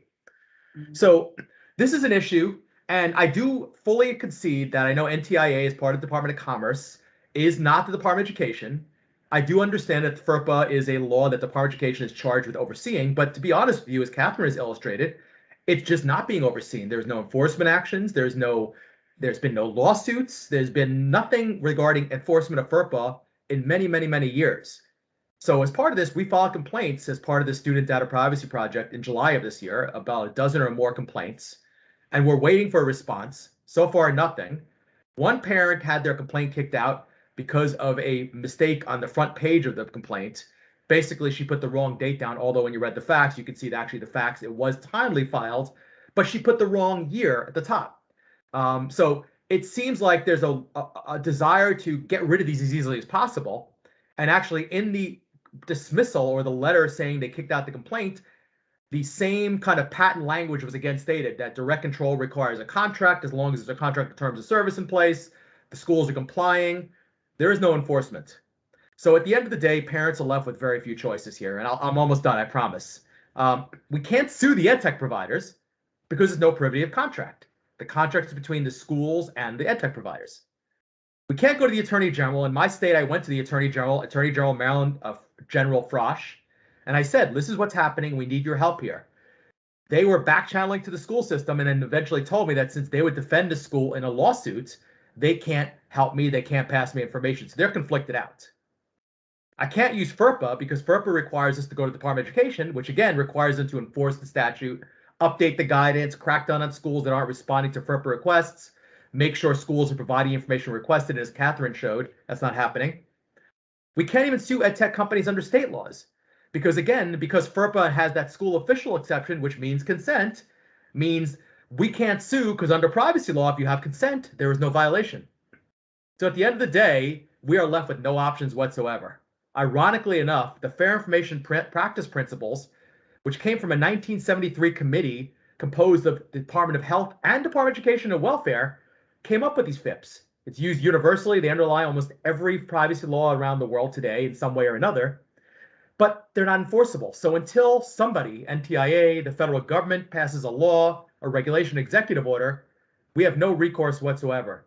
We can't stop the schools from signing these once and done contracts. We can't make the schools actually oversee their vendors.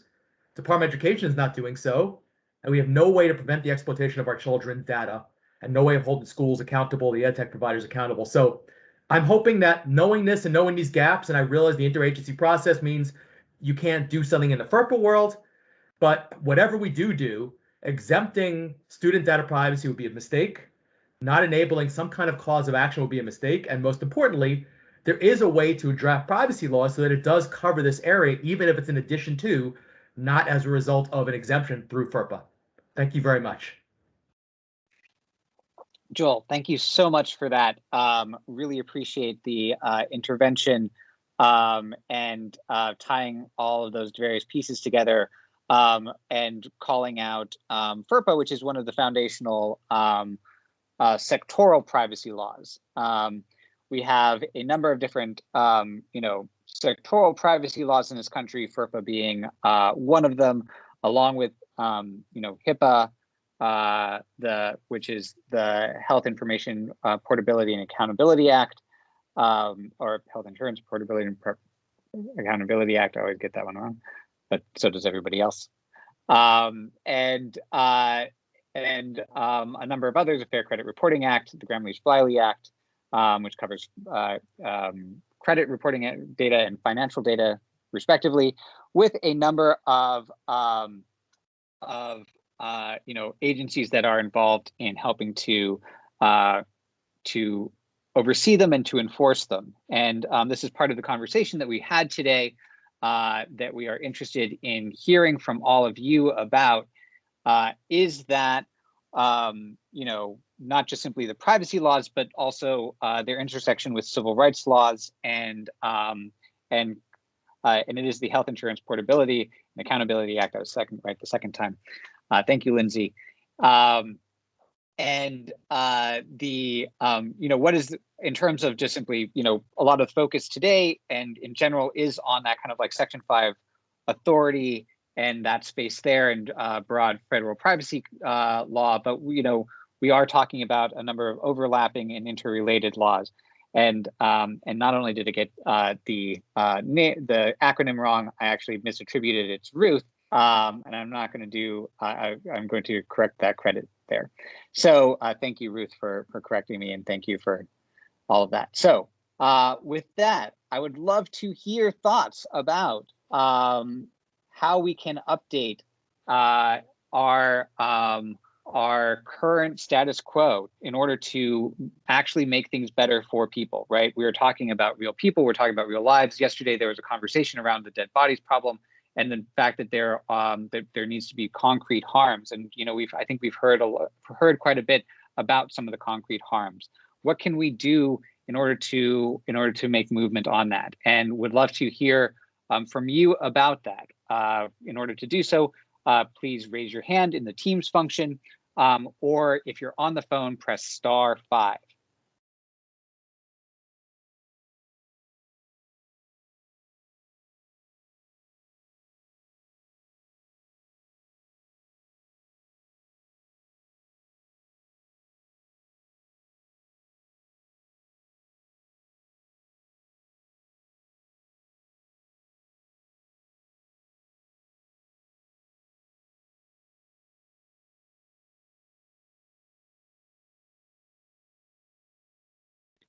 One of the things that came up in conversation in the last panel was the role of design. I know that a number of you are actively involved in the design of products, both either from the legal aspect or from helping to set the policies, or actually with your sleeves rolled up and hands in the guts of code. Privacy by design has, of course, been a area of conversation for a long time, and we do have some models on which we can talk about regulation in design. For example, in the Americans with Disabilities Act, there is a requirement to consider disabilities in the design of products. Is that a reasonable model? We heard about certainly some deficiencies in ADA and how it's enforced, but is that a possible model moving forward? Are there other models moving forward in terms of directly relating to or thinking through design?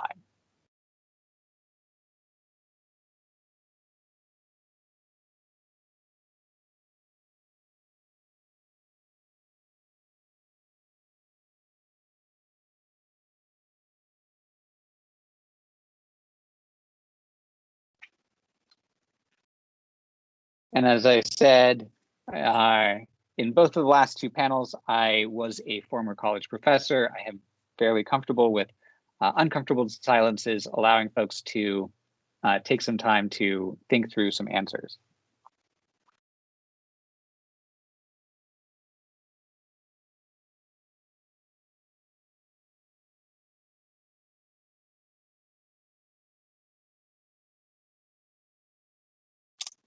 Christine, please.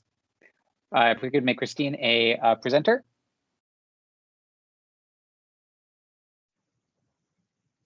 Hi, Christine Bannon from New America's Open Technology Institute.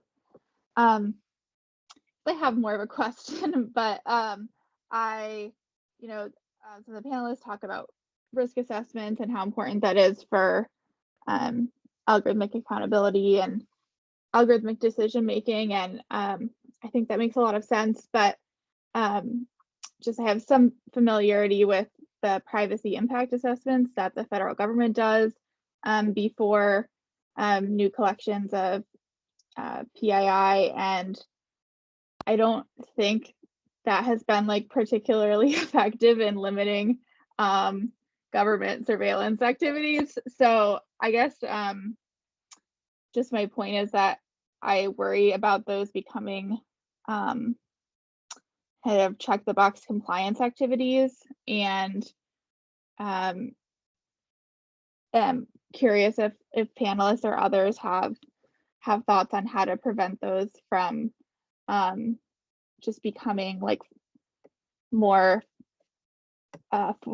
like forms to fill out, and rather than like meaningful checks on corporate surveillance and collection of personal data. Thank you so much, Christine. And I will say that I love the reverse formulation of the old academic saw of doing more of a comment than a question. In this case, we're doing more of a question than a comment, and I think that that's great. I know that we still have some of our panelists on the line. If any of them or anyone else would like to weigh in on that that difficulty and possible limitation of privacy impact assessments. Laura, if we could make Laura a presenter.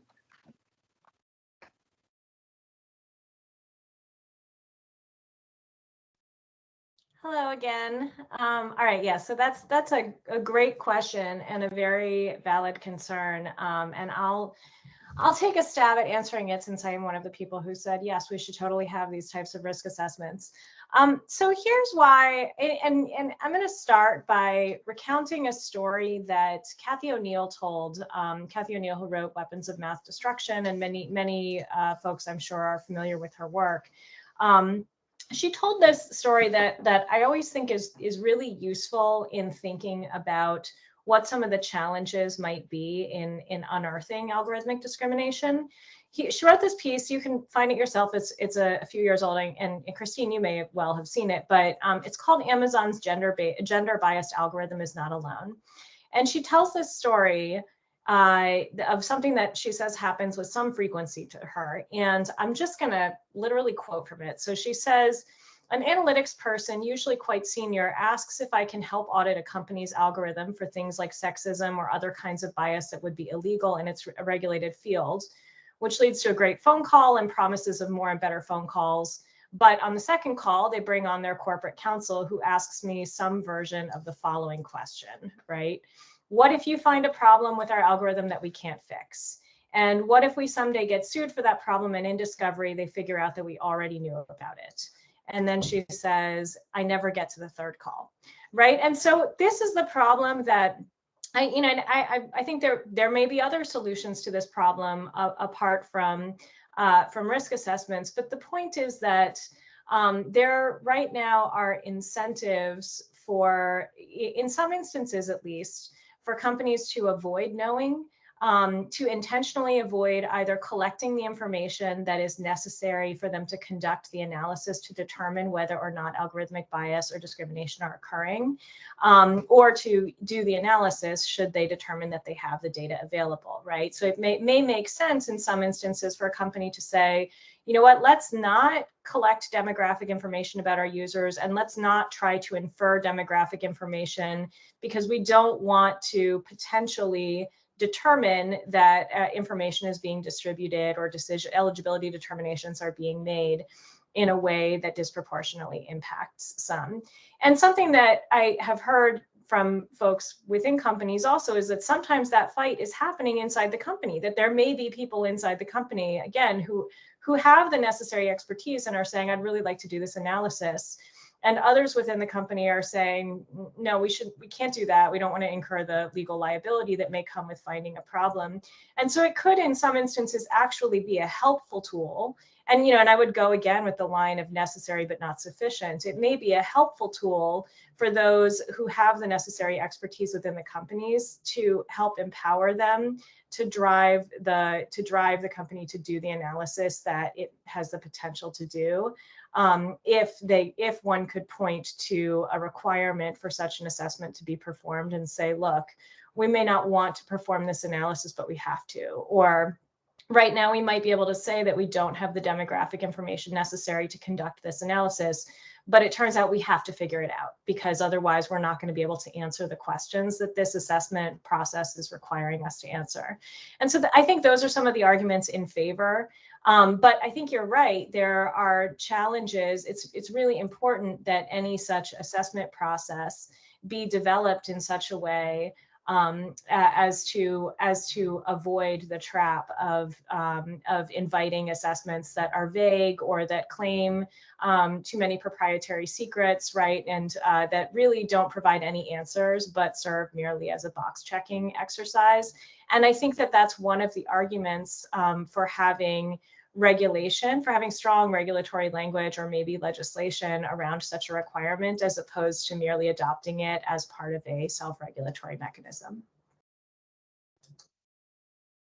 Excellent answer. Thank you so much. Katerina, let's go ahead and open up your mic. And you are a presenter now. Go ahead. All right. Can you see me and hear me? Yes. Great. Yes, I just wanted to jump in here and fully echo what Laura was just saying.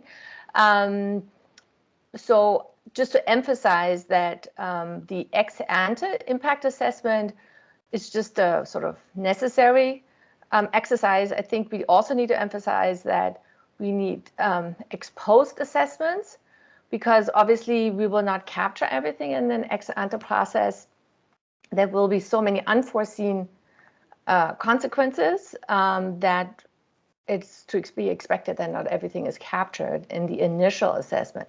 And then maybe this sounds overwhelming, but it has to be an ongoing process, right? Because as data inputs change, as the environment change, as the objectives change, especially when you're dealing with algorithms, this has to be an ongoing exercise. And then I think also we need to have some kind of oversight mechanism, right? Some kind of audit or some kind of ability for enforcement agencies, the FTC, to see if these exercises are done in the right way. And so I think it's a really complex area. There can be guidance from the agencies of how to do these. We have a lot of guidance already from various agencies, so these tools should be used. There should be not a free-for-all, but I think there is a real risk that this becomes sort of a checkbox exercise. And so again, echoing Laura's point, the affected communities really need to be part of designing what this impact assessment should look for. So if an application is deployed in a certain area, it is really the folks who are impacted by it or who could be impacted by it that have to be consulted. So this is not, it's not an easy exercise. So I think those aspects are really important. And then also obviously as regulation is being written, the affected communities are the ones that we need to listen to most. And I had another comment on design issues. This is about the age-appropriate design code that we have in the UK as a model. This is for a design code designed for children under 18. But what I think is interesting is that the design code there takes privacy considerations and sort of basic human rights of children into consideration. So it's a mix of this notion of privacy and other rights. So I think for civil rights, that could be, similarly developed designs that take these different sort of objectives into consideration. and so, yeah, that's, had one other thought on that, but I'm missing it by now. Anyway, I just wanted to make that point that there are design features, I think. Oh, the point about design that, obviously, I want to also emphasize here is that the business model still is what's driving design. So if we don't sort of get to the underlying sort of objectives for design, which is engagement, maximizing and optimizing for engagement, and optimizing for revenue, any design features or rules around design will not, I think, really get at it. So it has to be coming from multiple angles in order to tackle this aspect. Thank you. Thank you so much. Great points. Would anyone else like to chime in or respond?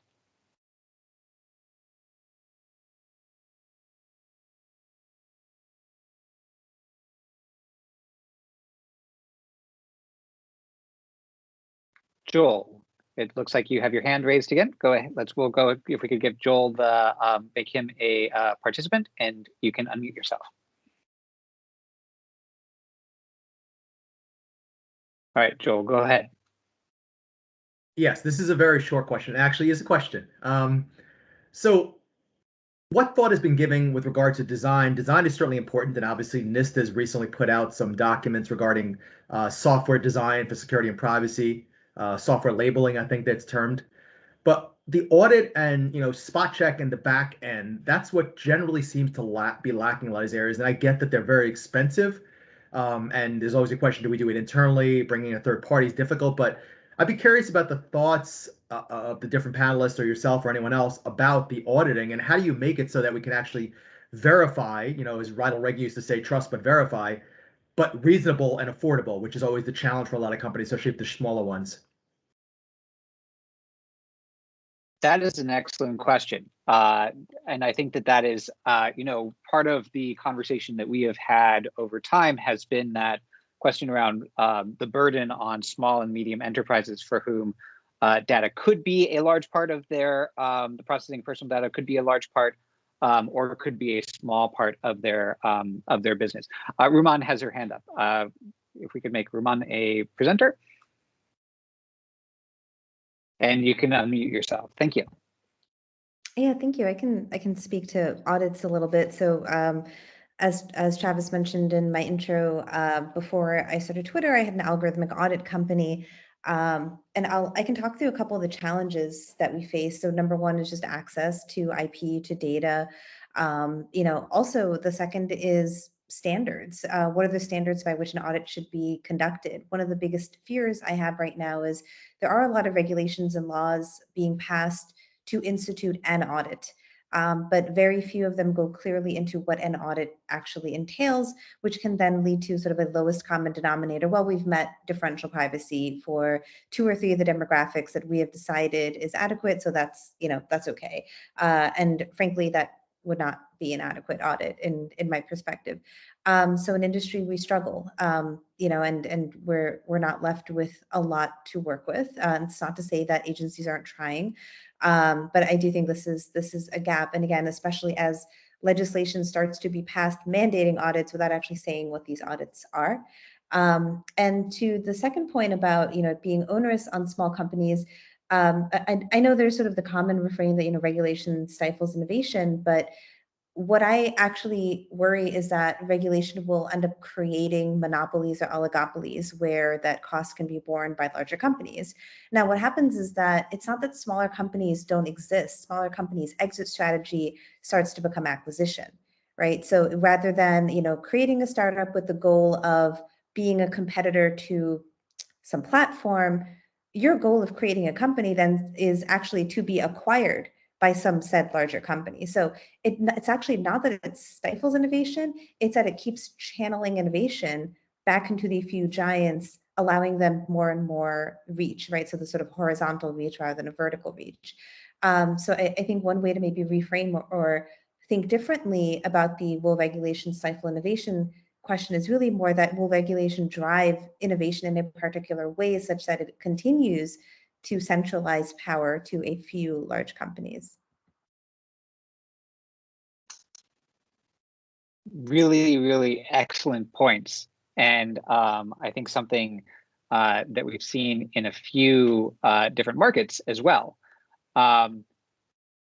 Anyone would anyone like to join in with additional thoughts on this conversation, on some of the points made around auditing? I will note that civil rights audits have existed for a long time in other areas, and there are certainly a lot of different paperwork exercises, such as the environmental regulation NEPA, that requires a consideration of environmental justice, but that potentially you could argue has a fairly spotty track record. A couple of just to note while I'm talking, while folks can think through and raise their hands, that what was referenced before, NIST, the National Institute of Standards and Technology, which is a sister agency of ours within the Department of Commerce, has put out a privacy engineering framework and has currently put out a draft white paper on artificial intelligence risk, and they have an open request for comment. So I highly encourage you to look to engage both of these, ideas. And so, John Miller, if you could go ahead and I see you have your hand up. Let's let John have the com.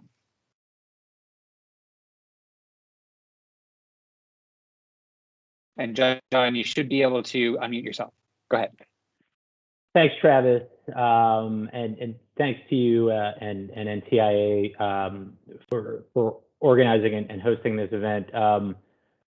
Certainly pleased to take your offer of chiming in here, particularly to make a couple of quick points. I mean, I will confess I have not been on for all 3 days, so hopefully this point has not been made. But just really briefly, I represent the Information Technology Industry Council, or ITI. We represent 80 of the largest and most innovative tech companies globally, all doing business globally, some based in the US, some not. And one of the things just that we do also at ITI is cover the globe, not only privacy and data protection law globally, but artificial intelligence, data governance policy, and a whole host of other issues. And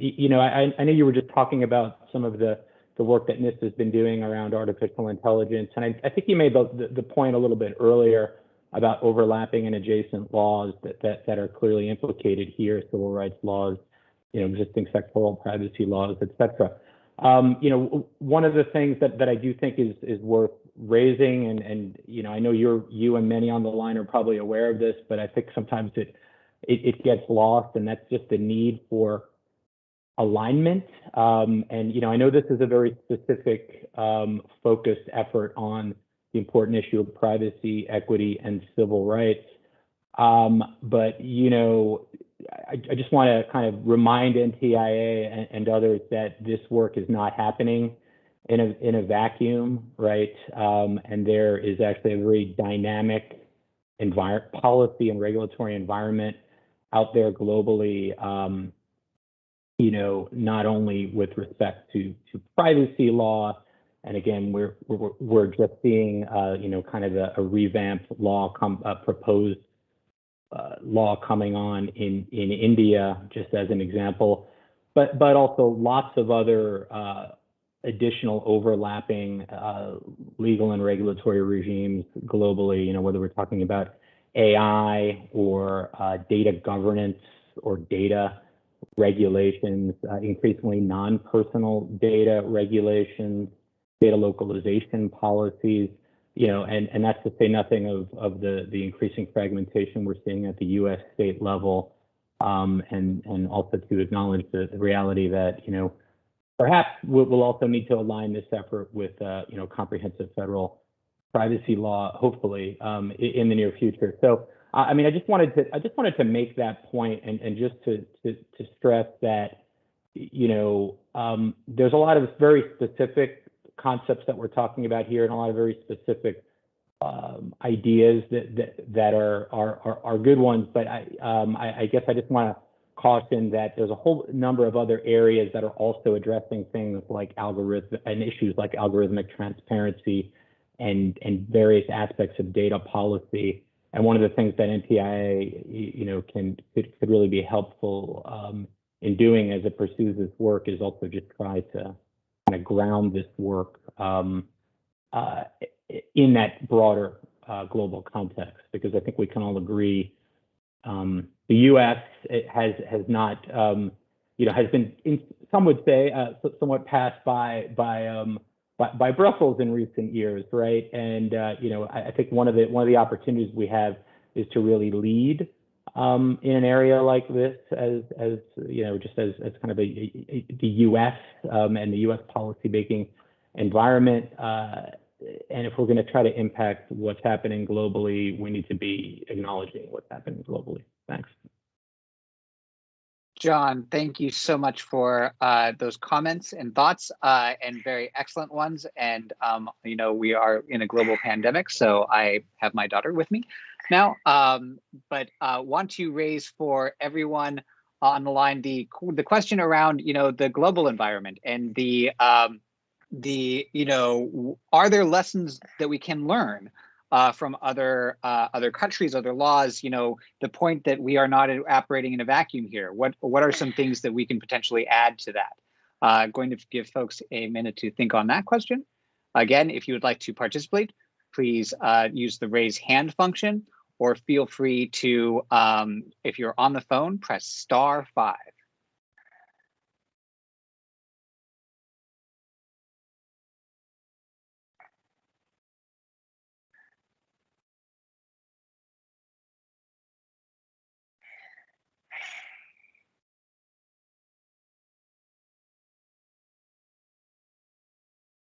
All right, we have Katerina again, please. If we could make Katerina a presenter, and then you can unmute.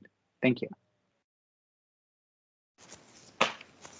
All right, so I just wanted to respond quickly to this notion of being aware of what's going on globally. So I think I very much appreciate what's going on in Europe.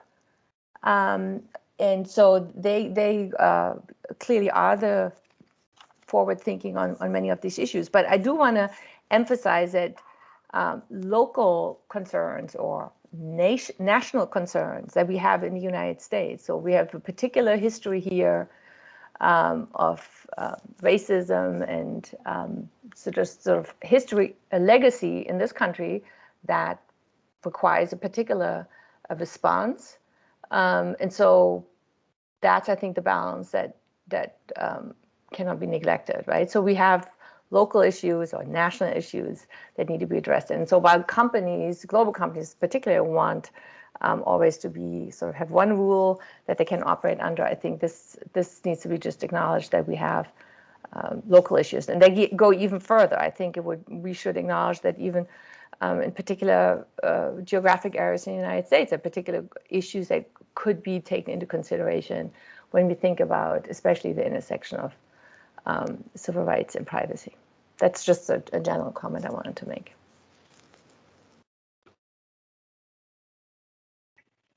Thank you so much, Katerina. That's an excellent point. And so I want to give folks one last opportunity. If there's anything that you would like to participate or add to the chat, either on the subject of international laws. Yeah, that's right, K for Kimberly, or anything else, please go right ahead. So raise your hand, or *5 if you're on the phone.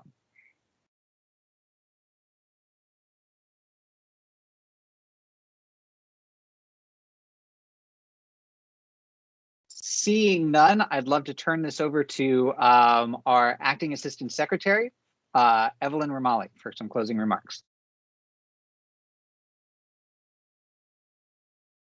Thank you, Travis, and thank you, Kimberly. Good to see you. Thank you to all of those who've remained with us over the last 3 days of discussion. On behalf of NTIA and the Department of Commerce, I want to thank every member of the public who took the time to add their voice to this vital conversation.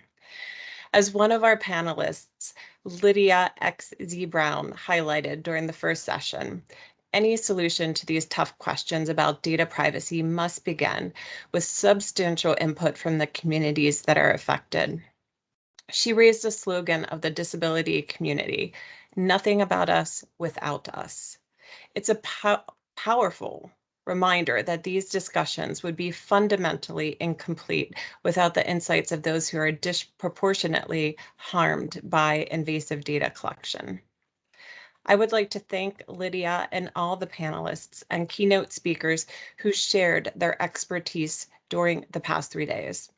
We heard valuable insights on these critical issues and real-world examples of the harms that can come from breakdowns in data privacy. Leading academics gave us a detailed picture of how privacy and civil rights laws are working on the ground. We heard from the National Fair Housing Alliance about how people who are already struggling to find homes face added burdens and barriers from data collection and use. Our colleagues at the EEOC shared how employers and potential employees might both be unaware of how automated analysis of hiring information can end up resulting in unfair discrimination. And members of the public, like you, told us about their concerns regarding the collection and use of their children's data, as well as inappropriate monitoring of students' devices, particularly in marginalized communities. Our goal is to help create worthwhile and meaningful policies to address the disproportionate impact of privacy invasions on marginalized groups. To ensure that we are not missing perspectives, it is crucial that we hear not only from legal experts, technical experts, and industry representatives, but from the people who are impacted by those practices in day-to-day life. A wide range of stakeholder participation is critical to the ultimate success of this endeavor. For those who did not get a chance to speak this time, or if you'd like to share additional comments with us, please consider submitting written comments on the topic. We plan to solicit comments through a federal register notice early next year, so please look for it on the NTIA website. As Deputy Secretary Graves said earlier this week, there are many parts of the federal government that are looking anew at institutionalized and systemic discrimination and the best ways for us all to move forward to a more equitable society. We were so glad to have many of our colleagues in the federal government and state governments join these listening sessions. Collaboration is essential if we're going to meet these problems head on. Thank you again for being part of this conversation. We look forward to continuing to engage on these crucial issues with you. And with that, Travis, back to you. Thank you. Excellent. Thank you so much. And thanks to everyone who joined and everyone who participated. Again, like Evelyn reiterated, Lydia, their remarks were excellent. They used they, them pronouns. And so want to make sure that we note that, as well as Assistant Attorney General Clark, Commissioner Slaughter, Professor Sweeney, and Chair Urban, and of course, our Deputy Secretary Don Graves. But most importantly, thank you to everyone who called in to participate in our session. And we will be, like we said, recording and posting these videos to our website, and we'll be posting a request for comment come January. Thank you all, and we look forward to continued engagement on this important topic.